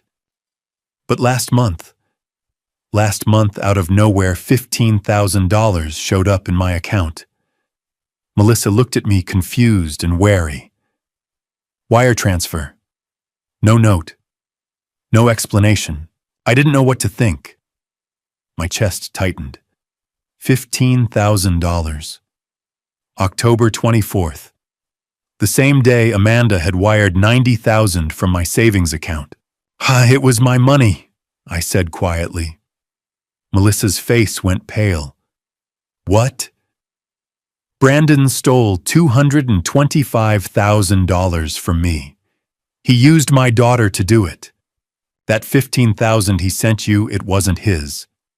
It was mine. For a long moment, she just stared at me. Then her hand covered her mouth and her eyes filled with tears. Oh my God. I'm so sorry. I didn't know. I thought maybe he'd finally... She stopped shaking her head. I should have known better. You have nothing to apologize for, I said firmly. He manipulated you just like he manipulated my daughter. Just like he manipulated everyone. Melissa wiped her eyes. Why would he send it now, after 3 years? Because he needed to clear the warrant before he could get a marriage license. He married my daughter on October 28th. He used my money to buy his freedom so he could trap her. The disgust on her face mirrored my own. From the corner, Chloe looked up. Mommy, can I have juice? Melissa's expression shifted instantly, soft, protective. Of course, baby. She poured a small cup of apple juice and handed it to her daughter, brushing a curl from Chloe's forehead. The tenderness in that gesture broke something inside me. I thought of Amanda at 4 years old. Pigtails and scraped knees and absolute trust in her father. Where had I lost her? I reached into my jacket and pulled out an envelope. $5,000 in cash. Money I'd withdrawn from a separate account Brandon hadn't touched. This is for Chloe, I said, setting it on the table. Melissa's eyes widened. Mr. Hughes, I can't. Yes, you can. You've been raising his daughter alone for 3 years.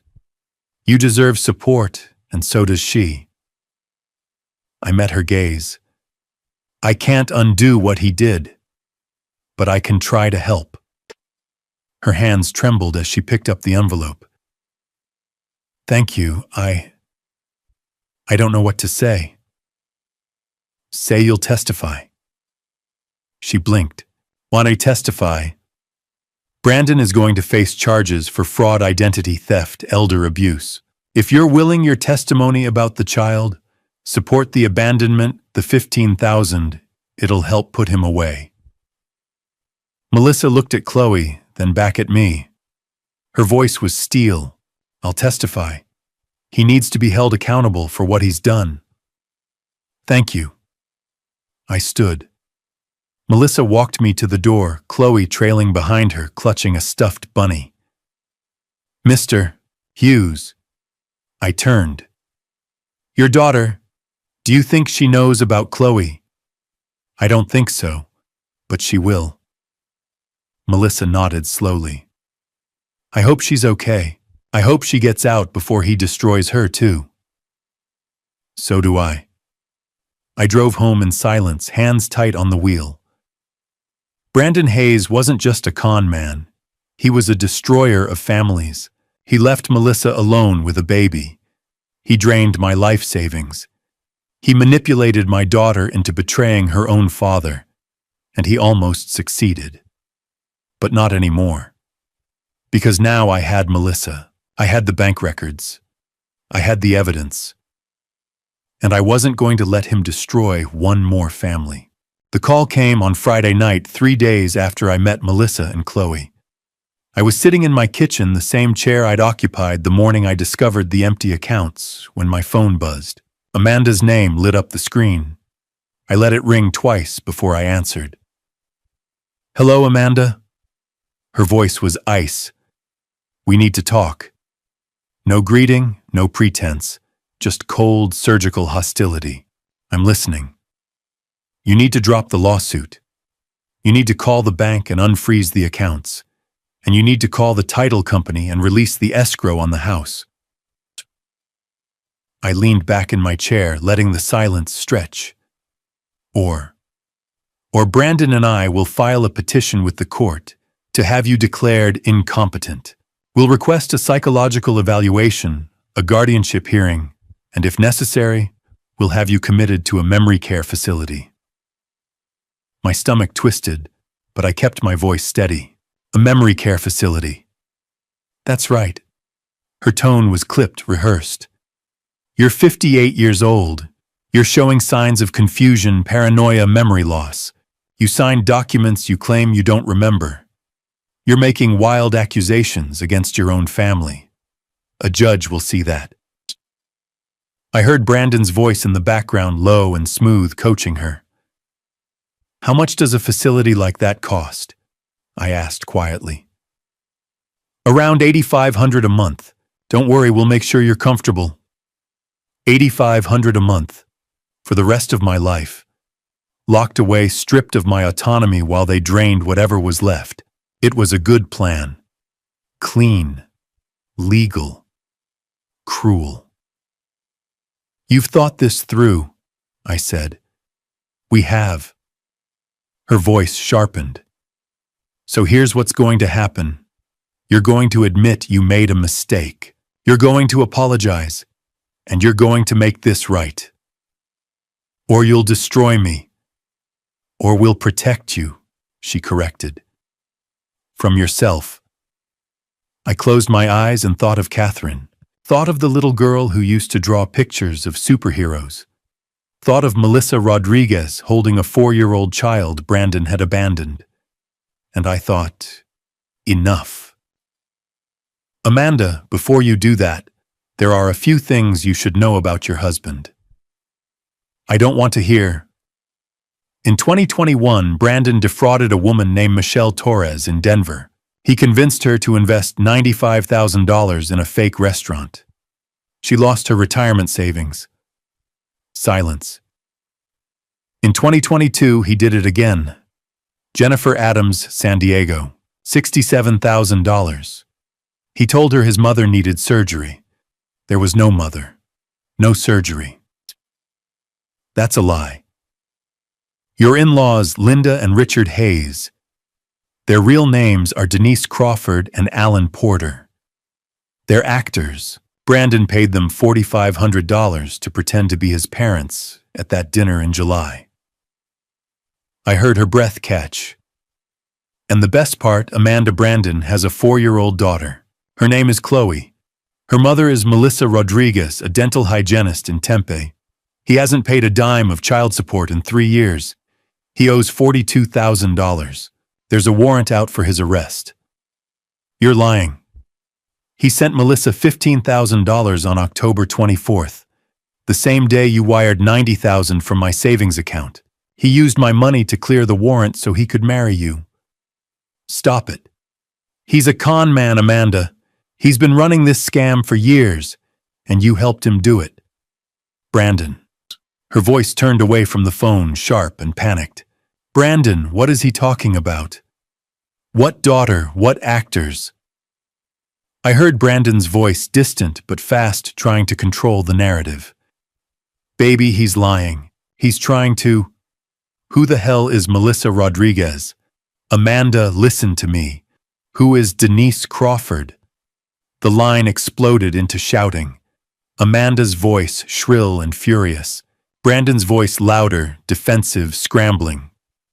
I heard something crash, a glass, maybe a plate, and then the call cut off. I set the phone down on the table and stared at it. 30 seconds later, it rang again. Unknown number. I answered. Hello, Mr. Hughes. A woman's voice. Older. Shaky.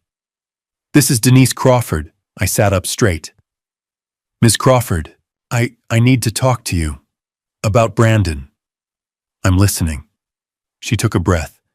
It sounded like she'd been crying. I didn't know. When he hired me, I didn't know what he was doing. He said it was a prank. A surprise for his girlfriend. He said her real parents had passed away, and he wanted to give her a family experience before he proposed. And you believed him. I'm an actress, Mr. Hughes. I take gigs where I can get them. $2,500 for one dinner, it seemed harmless. Her voice cracked. But then I saw the news. I saw your name. I saw the lawsuit. And I realized I helped him steal from you. You did. I'm so sorry. She was crying now. I have a father. He's 73. If someone did this to him, I'd... She stopped. I want to make this right. I'll testify. I'll give you everything, the contract, the text messages, the Venmo receipts. Whatever you need. I exhaled slowly. Thank you, Ms. Crawford. I'm sorry, she whispered again. I'm so sorry. The line went dead.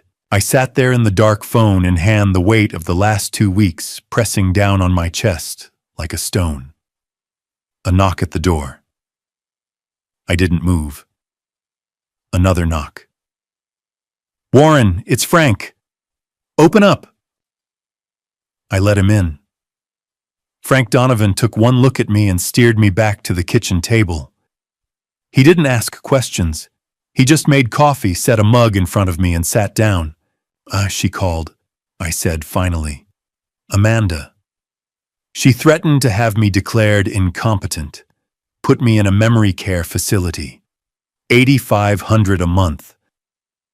Frank's jaw tightened. Jesus. Then I told her about Chloe, about Melissa, about the fake parents. I looked at him. She didn't know Frank. She had no idea. And now she does. I nodded. Frank leaned forward, his voice low and firm. Listen to me. You didn't destroy her marriage. You didn't ruin her life. You're saving her life. She doesn't see it that way. Not yet, but she will. He gripped my shoulder. Brandon Hayes is a predator. He was going to bleed her dry and leave her with nothing. You stopped him. I looked down at my coffee. I just wish it didn't have to be like this. I know. We sat in silence, 2 old men in a dark kitchen, while somewhere across the valley my daughter's world fell apart, and I couldn't do a damn thing to stop it. Sunday morning, November 10th. James Maxwell's office was quiet.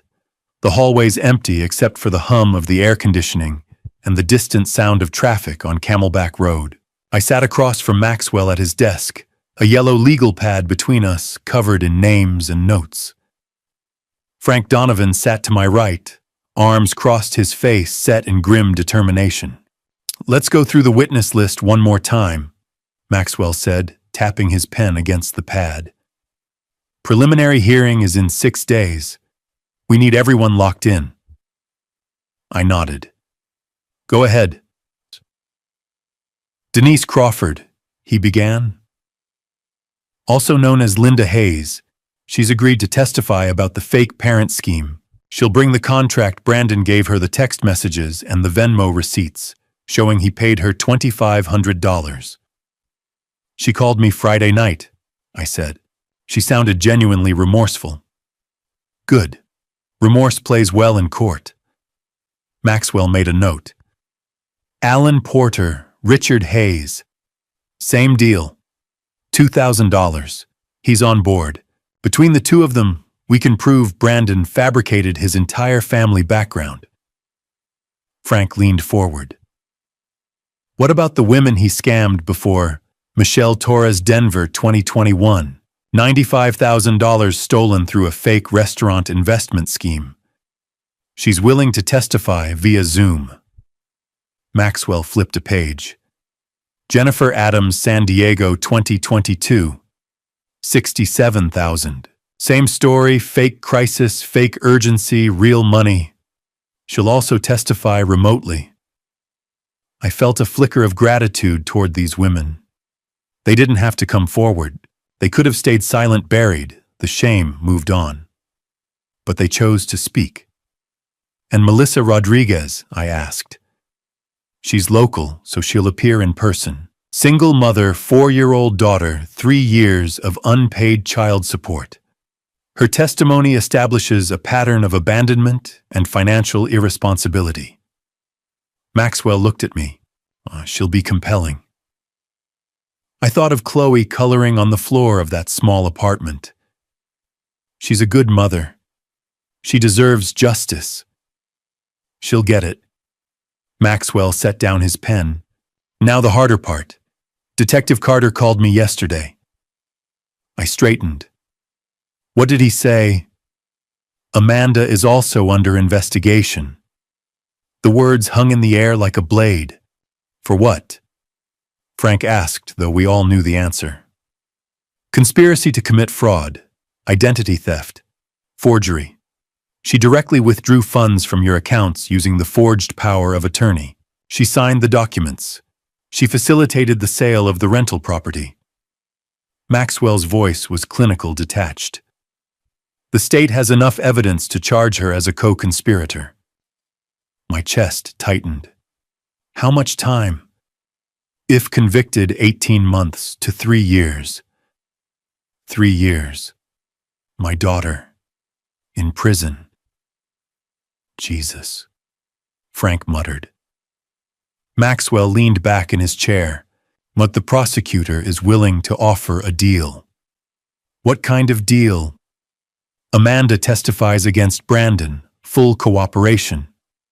She provides documentation, communications, anything that ties him to the fraud.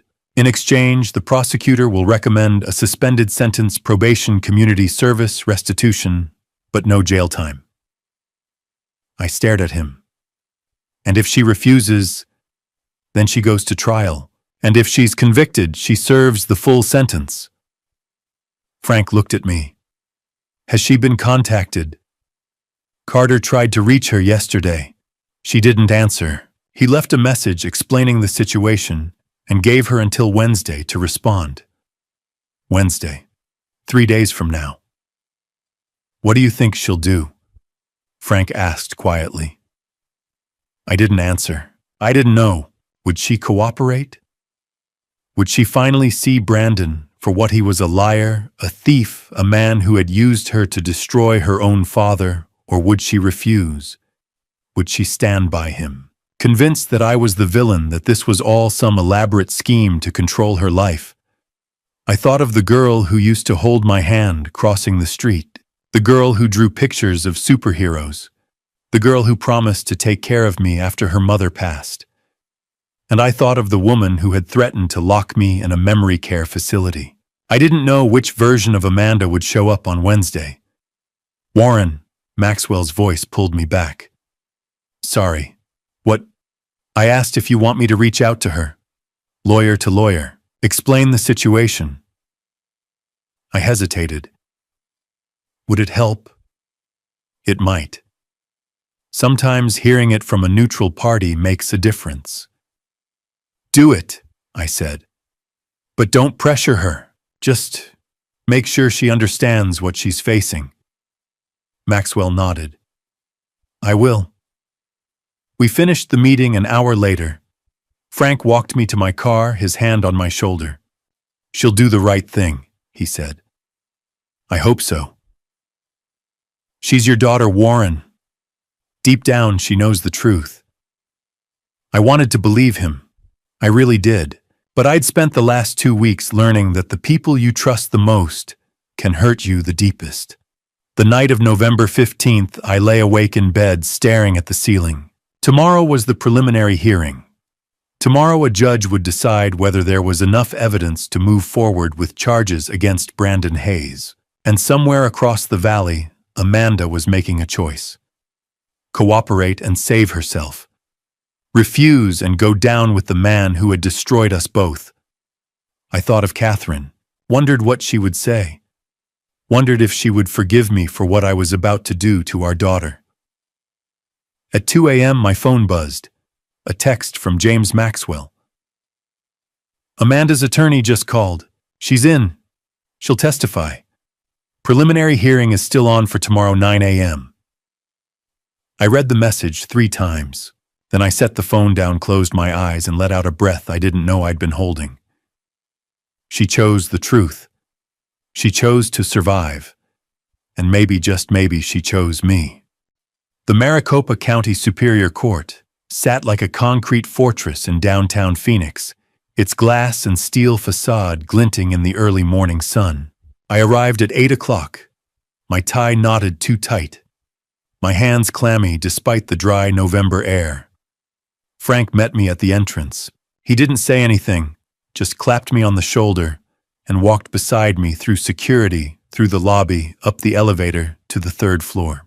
James Maxwell was waiting outside courtroom 3C, briefcase in hand, his expression calm and professional. Ready? He asked. I nodded, though I wasn't sure I was. Brandon's already inside. He was transferred from the 4th Avenue jail this morning. And Amanda? Maxwell's face tightened.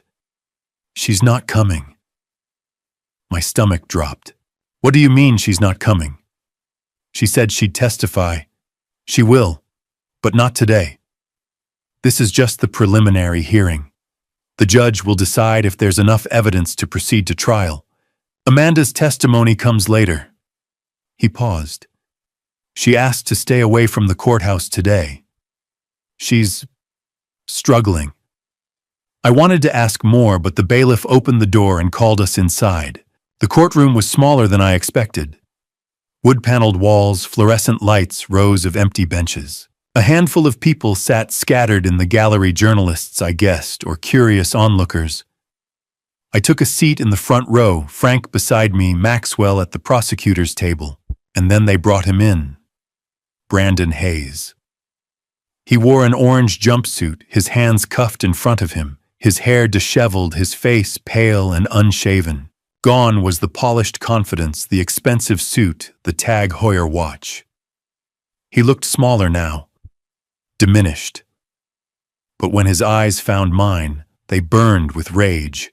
He stared at me across the courtroom, his jaw clenched, his expression promising violence. I held his gaze and didn't look away. You did this to yourself, I thought. Not me. The bailiff announced the judge, Honorable Margaret Finch, a woman in her 60s with steel-gray hair and a no-nonsense demeanor. She took her seat, opened a file, and looked at Brandon without a trace of sympathy. Mr. Hayes, you are charged with 8 counts. Please remain standing. Brandon stood, his public defender, a tired-looking man in an ill-fitting suit, beside him. The prosecutor, a sharp woman named Lisa Ortega, rose from her table. Your Honor, the state charges the defendant with the following: count 1, elder financial abuse, Arizona Revised Statutes Section 46-456. The defendant, through fraudulent means, obtained $225,100 from the victim, Warren Hughes, age 58. Count 2, forgery, ARS 13-2002. The defendant facilitated the creation of forged power of attorney documents bearing a falsified notary seal. Count 3, fraudulent schemes and artifices, ARS 13-2310. The defendant engaged in a pattern of deception to unlawfully obtain money and property. Count 4, theft, ARS 13-1802. The defendant unlawfully took control of the victim's financial assets. Count 5, identity theft, ARS 13-2008. The defendant used falsified documents to impersonate authorized authority over the victim's accounts. Count 6, child support evasion, ARS 25-681. The defendant owes $42,000 in unpaid child support and has evaded legal obligations for 3 years. Counts 7 and 8. Additional conspiracy and fraud charges related to prior victims in Colorado and California. Judge Finch looked at Brandon. How do you plead? Brandon's lawyer cleared his throat. Not guilty, Your Honor. Noted. Ms. Ortega, call your first witness. For the next 2 hours, I watched the case against Brandon Hayes unfold like a landslide. Denise Crawford took the stand first. She was nervous, her voice shaking, but she told the truth. She described the contract, the $2,500, the text messages, where Brandon had coached her on what to say at the dinner. She presented the Venmo receipts, the fake script he'd given her. Brandon's face went red. Alan Porter followed. Same story. $2,000. A paid performance. He handed over his contract and his phone records. Brandon whispered furiously to his lawyer. Melissa Rodriguez was next. She sat in the witness chair with quiet dignity, her hands folded in her lap, and told the judge about Chloe, about the abandoned pregnancy, about 3 years of silence, 3 years of unpaid support, About the sudden $15,000 payment on October 24th, the same day my savings account had been drained. Brandon stared at the table. Then came the Zoom testimony. Michelle Torres, calling in from Denver, described how Brandon had convinced her to invest $95,000 in a non-existent restaurant. Her voice broke when she said she'd lost her retirement savings. Jennifer Adams from San Diego recounted a nearly identical scam. $67,000, a fabricated story about his mother's surgery. No mother, no surgery. By the time the last witness finished, Brandon looked like a cornered animal. Judge Finch reviewed her notes. Mr. Hayes, I find sufficient evidence to bind you over for trial on all 8 counts. Bail is set at $500,000. $500,000. Brandon's lawyer leaned over, whispered something. Brandon's face went ashen. Your Honor. The lawyer said, my client does not have the resources. Then he'll remain in custody until trial. Judge Finch's gavel came down. We're adjourned. Brandon was led away in handcuffs. He looked back once, his eyes locking on mine. I didn't flinch. Outside the courthouse, the desert sun beat down on the pavement, shimmering in waves of heat. I loosened my tie and took a breath. Detective Daniel Carter approached, his badge clipped to his belt. Mr. Hughes. A word. Frank and Maxwell stepped aside. Carter lowered his voice. We'll be issuing a warrant for your daughter within 48 hours. Conspiracy, fraud, forgery. She'll need to turn herself in. My chest tightened. She agreed to cooperate. I know, and that'll help her. But she still committed crimes. The law doesn't care if she was manipulated. Carter's expression softened. I'm sorry. I know this isn't easy. Will she go to jail? Depends on the judge. If she cooperates fully, testifies, shows remorse, probably probation. But she'll have a record. I nodded slowly. Thank you, Detective. He walked away. I stood there on the courthouse steps, the noise of the city buzzing around me, cars, voices, the distant wail of a siren. My phone buzzed. A text. Unknown number. I opened it. Dad, I need to talk. Amanda. I stared at the screen. 4 words. After 2 weeks of silence. After threats lies theft. Dad. I need to talk. Frank stepped beside me. What is it? I showed him the message. He exhaled slowly. What are you going to do? I looked up at the courthouse, then back at the phone. I don't know, I said quietly, but I knew I couldn't ignore her. Not yet. If you're invested in Warren's journey, comment waiting so I can feel your support. Before we continue, the upcoming part has creative elements woven in for impact. If that's not your style, you're welcome to close the video now. Totally understandable. The cafe in Old Town Scottsdale was quiet at 4 in the afternoon. I sat near the back, black coffee untouched, waiting. Amanda walked in 7 minutes late. I almost didn't recognize her. No makeup, hair in a messy ponytail, oversized gray sweater jeans. Her eyes were red and swollen, her face pale. She looked like she hadn't slept in days. She sat down across from me without a word. Hi, Dad. Her voice was barely audible. Hi, sweetheart. Silence stretched between us. She twisted her fingers together, staring at the table. I'm sorry, she whispered. I'm so sorry, Dad. For everything. For the money. For the house. For what I said about Mom. About the nursing home. I didn't mean it. I was just... Her voice broke. She pressed her palms against her eyes, trying not to cry. I waited. Brandon told me you wouldn't even notice, she said, tears spilling over. He said you had so much money that taking a little wouldn't hurt you. He said you'd want to help me. And you believed him. I wanted to believe him, because I was desperate. She looked up at me, her face wet. I'm $28,000 in debt, Dad. Credit cards. I was about to be evicted. I didn't know what to do. $28,000.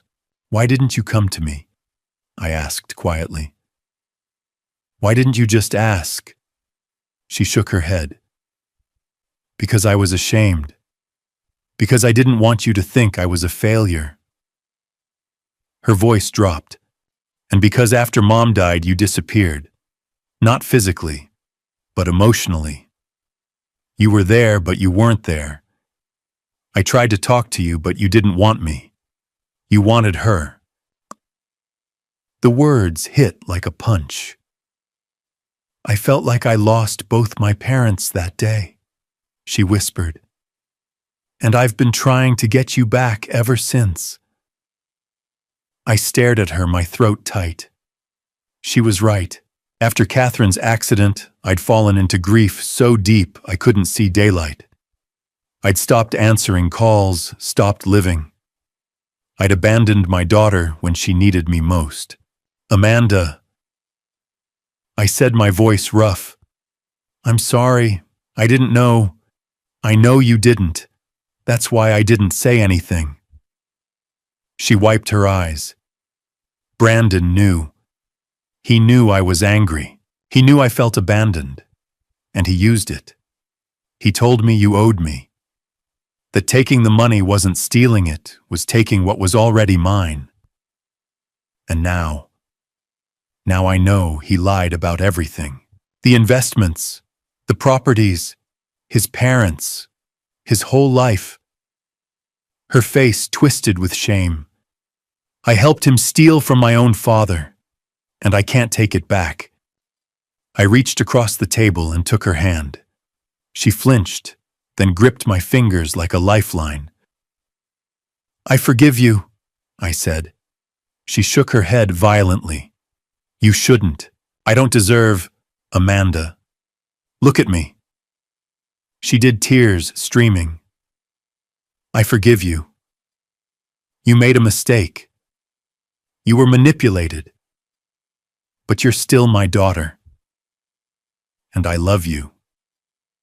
She broke. She bent forward, sobbing into her hands. I stood, walked around the table, and pulled her into my arms. She buried her face in my shoulder and cried deep, wrenching sobs that sounded like they'd been buried for years.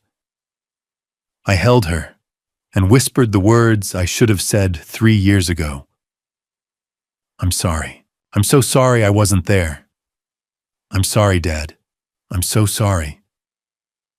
We stayed like that for a long time. At 4:45, the door opened. Detective Daniel Carter stepped inside. Amanda pulled away from me, wiping her face. I called him, she said quietly. I need to do this.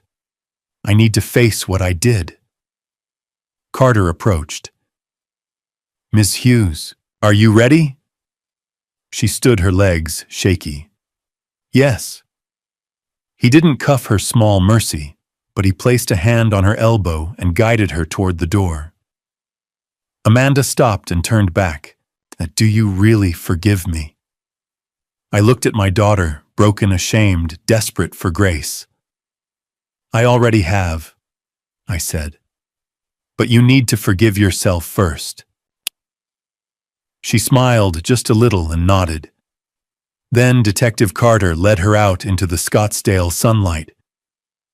I stood at the window and watched them walk to the unmarked sedan, watched Amanda climb into the back seat, watched the car pull away, carrying my daughter toward a future I couldn't control. And I realized something.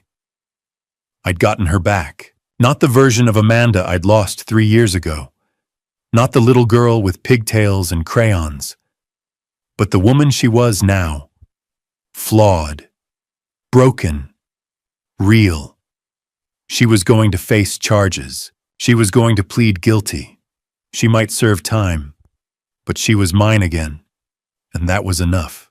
The Maricopa County Superior Court was cold on the morning of January 15th. I sat in the front row, alone, my hands folded in my lap, watching as the bailiff called the room to order. All rise, the Honorable Margaret Finch presiding. The courtroom stood. Judge Finch entered, her gray hair pinned back, her expression unreadable.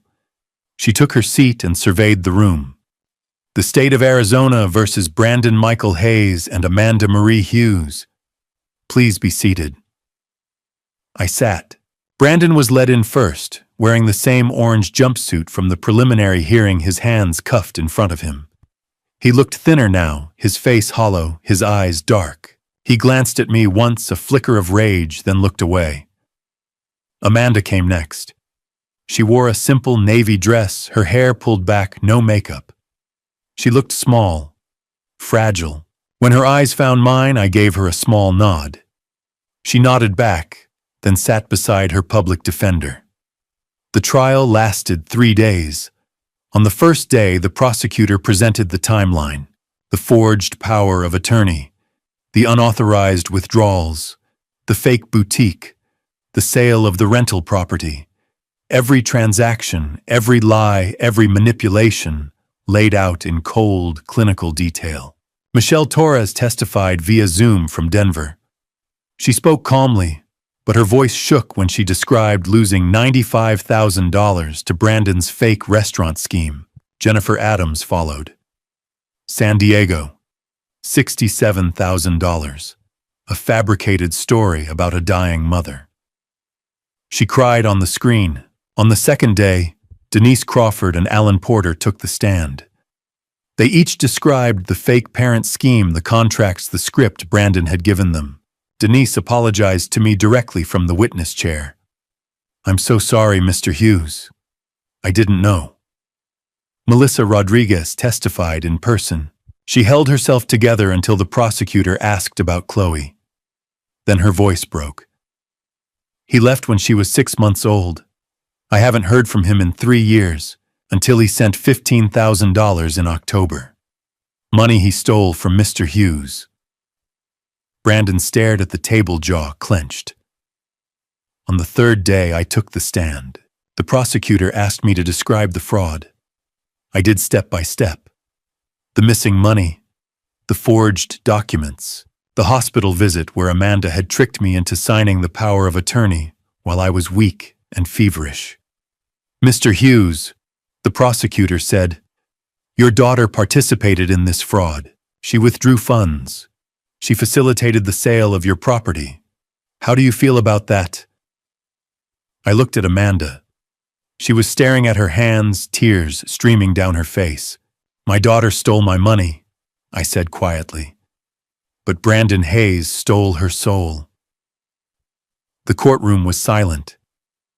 He manipulated her. He exploited her grief, her loneliness, her desperation. She made a terrible mistake. But he's the one who made her believe it was justified. The prosecutor nodded. "Thank you, Mr. Hughes."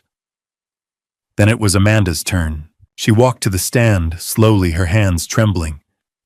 The prosecutor asked her to recount the fraud. She did, her voice shaking, stopping every few sentences to wipe her eyes. "I lied to my father. I forged his signature on documents. I took his money. I helped Brandon sell his house." She looked at me, her face wet.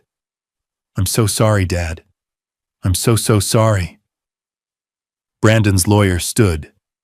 "Ms. Hughes, you're testifying against Mr. Hayes to save yourself, aren't you?" "No," Amanda said. "I'm testifying because what we did was wrong, and I need to take responsibility." "You expect this court to believe—" "Objection," the prosecutor said, badgering the witness. "Sustained." Brandon's lawyer sat down frustrated. Then Brandon himself took the stand. He denied everything. Said Amanda had acted alone. Said he'd tried to stop her. Said I was the one lying, trying to frame him, because I disapproved of the relationship. The jury didn't buy it. When Amanda's lawyer cross-examined him, Brandon lost his composure. He pointed at Amanda, his voice rising. She's lying. She's the one who planned everything. She used me. Amanda flinched, but didn't look away. Mr. Hayes, the judge said sharply, control yourself or you'll be removed from the courtroom. Brandon sat back, seething.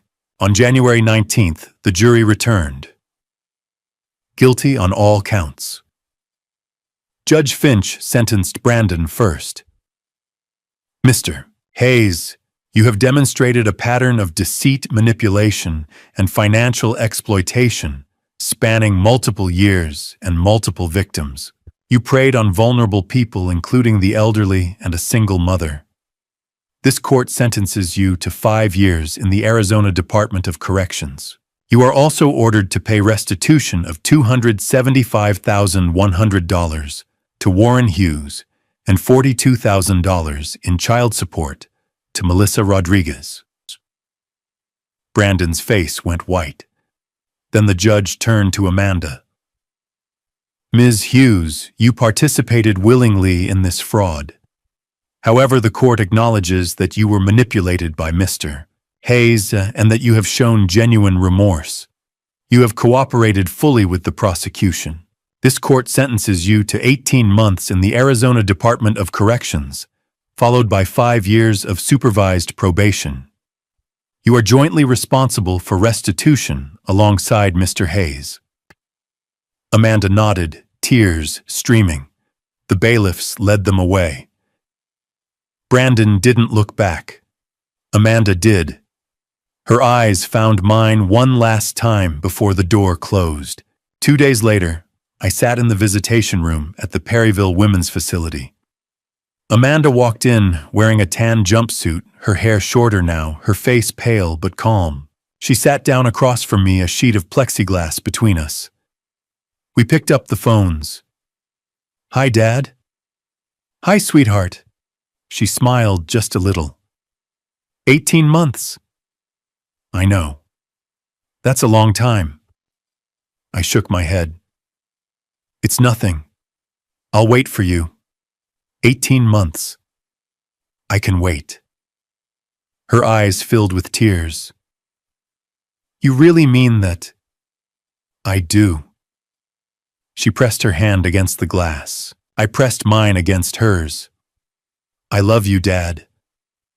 I love you too.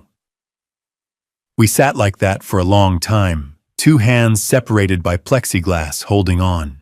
The letter arrived in March 2025, 2 months after the trial. Plain white envelope, Perryville return address, Amanda's handwriting. I opened it at the kitchen table. Dear Dad, I don't know how to start this. I've written it a dozen times. My therapist says I need to stop running from the hard things. I'm sorry. For stealing from you. For lying. For what I said about Mom. I've been going to therapy twice a week. I'm learning things I didn't want to see. How I blamed you for Mom's death because it was easier than accepting she was gone. How I let Brandon manipulate me. How I convinced myself stealing wasn't really stealing because I was angry. None of it was your fault, Dad. You were grieving. You were human. I don't expect you to forgive me.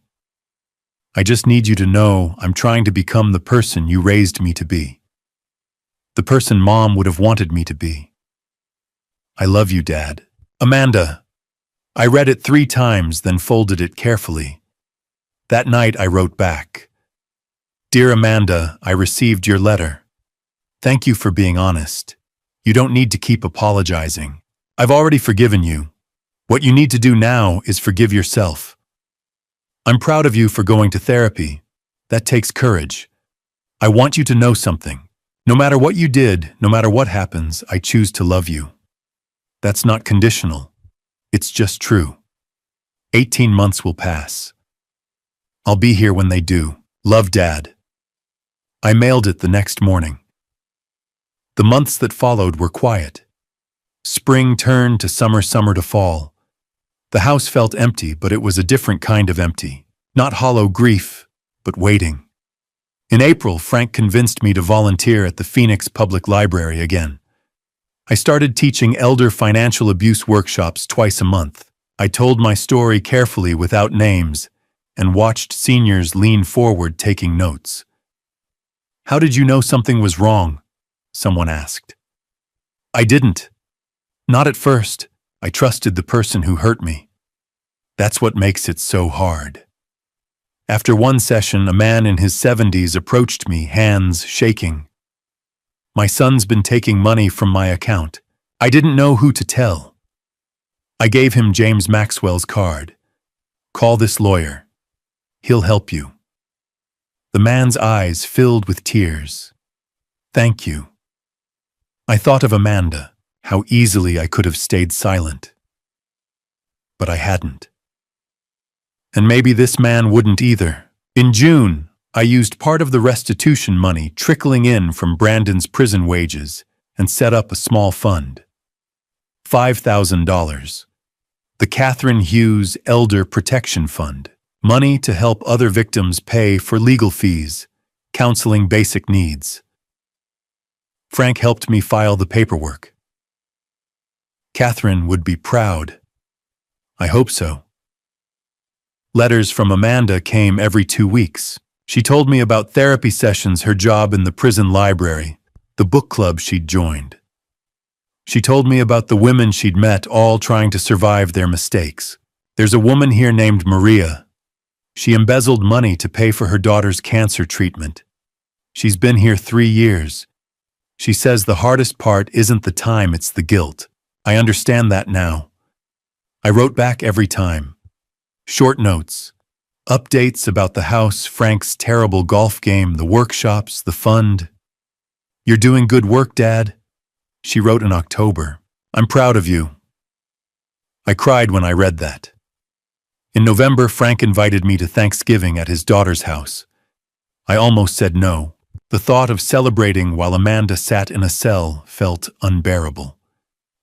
But I went. Frank's grandkids ran around shrieking. His daughter handed me a plate of turkey. I ate, smiled when I was supposed to.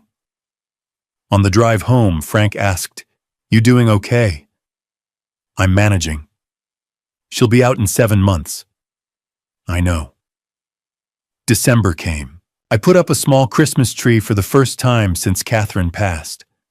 I hung a few ornaments plugged in the lights and stared at it. On Christmas Eve, I wrote Amanda, "Dear Amanda, I miss you." I don't say that enough, but it's true. I put up a tree this year. Maybe because I wanted to remember when you were little. Maybe because I needed to believe good things can come back. 6 more months. We're almost there. Merry Christmas, sweetheart. Love, Dad. January arrived cold and clear.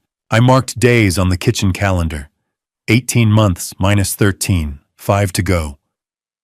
In February, Amanda's letter was different. "Dear Dad, I've been thinking about what happens when I get out. I'm scared. Scared I won't find a job. Scared people will judge me. Scared I'll disappoint you again. But I'm also hopeful. I've changed, Dad. I understand now what I did, not just to you, but to myself. I let anger and fear make my decisions. I won't do that again. I don't know what my life will look like in 4 months, but I know I want you in it. If you'll still have me. Love, Amanda," I wrote back immediately.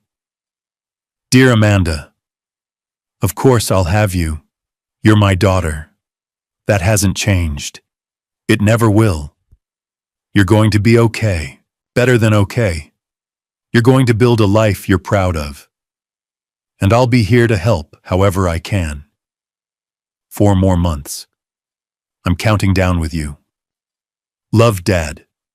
On the last night of February, I sat on the back porch wrapped in a jacket staring up at the desert sky. The stars were bright and endless.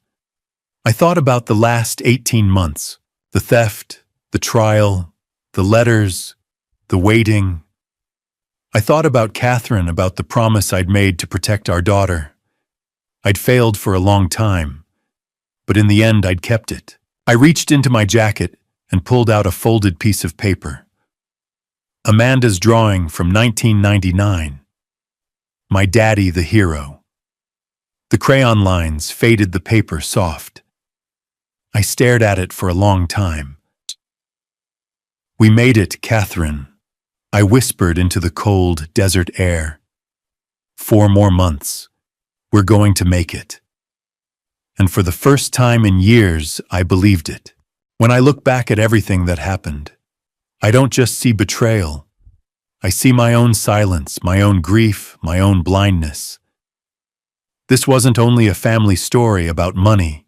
It was a family story about distance pride and the dangerous things we don't say out loud. I thought being strong meant handling pain alone. I was wrong. If you take anything from this family story, let it be this. Don't ignore red flags just because they come wrapped in love. Don't sign what you haven't read. Don't assume your children are fine because they smile. And don't disappear emotionally the way I did after my wife died. That vacuum became the space someone else stepped into. People may call what I did dad revenge, but it wasn't revenge. Real dad revenge isn't about destroying your child. It's about stopping the person destroying them. And sometimes painful truth is the only form of protection. If there was any dad revenge in this journey, it was aimed at deception, not at my daughter. Justice matters, accountability matters, but so does grace. I believe God does not waste pain, He uses it to refine us. I lost money, I lost peace, but I found my daughter again. And that is worth more than any account balance. Now, from my heart to yours, thank you for staying with me until the end of this journey. Leave a comment and tell me, what would you do if you were in a father's place, betrayed by his own child, yet forced to choose between justice and mercy? I truly want to hear your perspective. If this story moved, you consider subscribing so you don't miss future episodes. Please note, while inspired by real-life social issues, certain elements have been dramatized for storytelling. If this type of content isn't for you, feel free to explore other videos that better match your interests.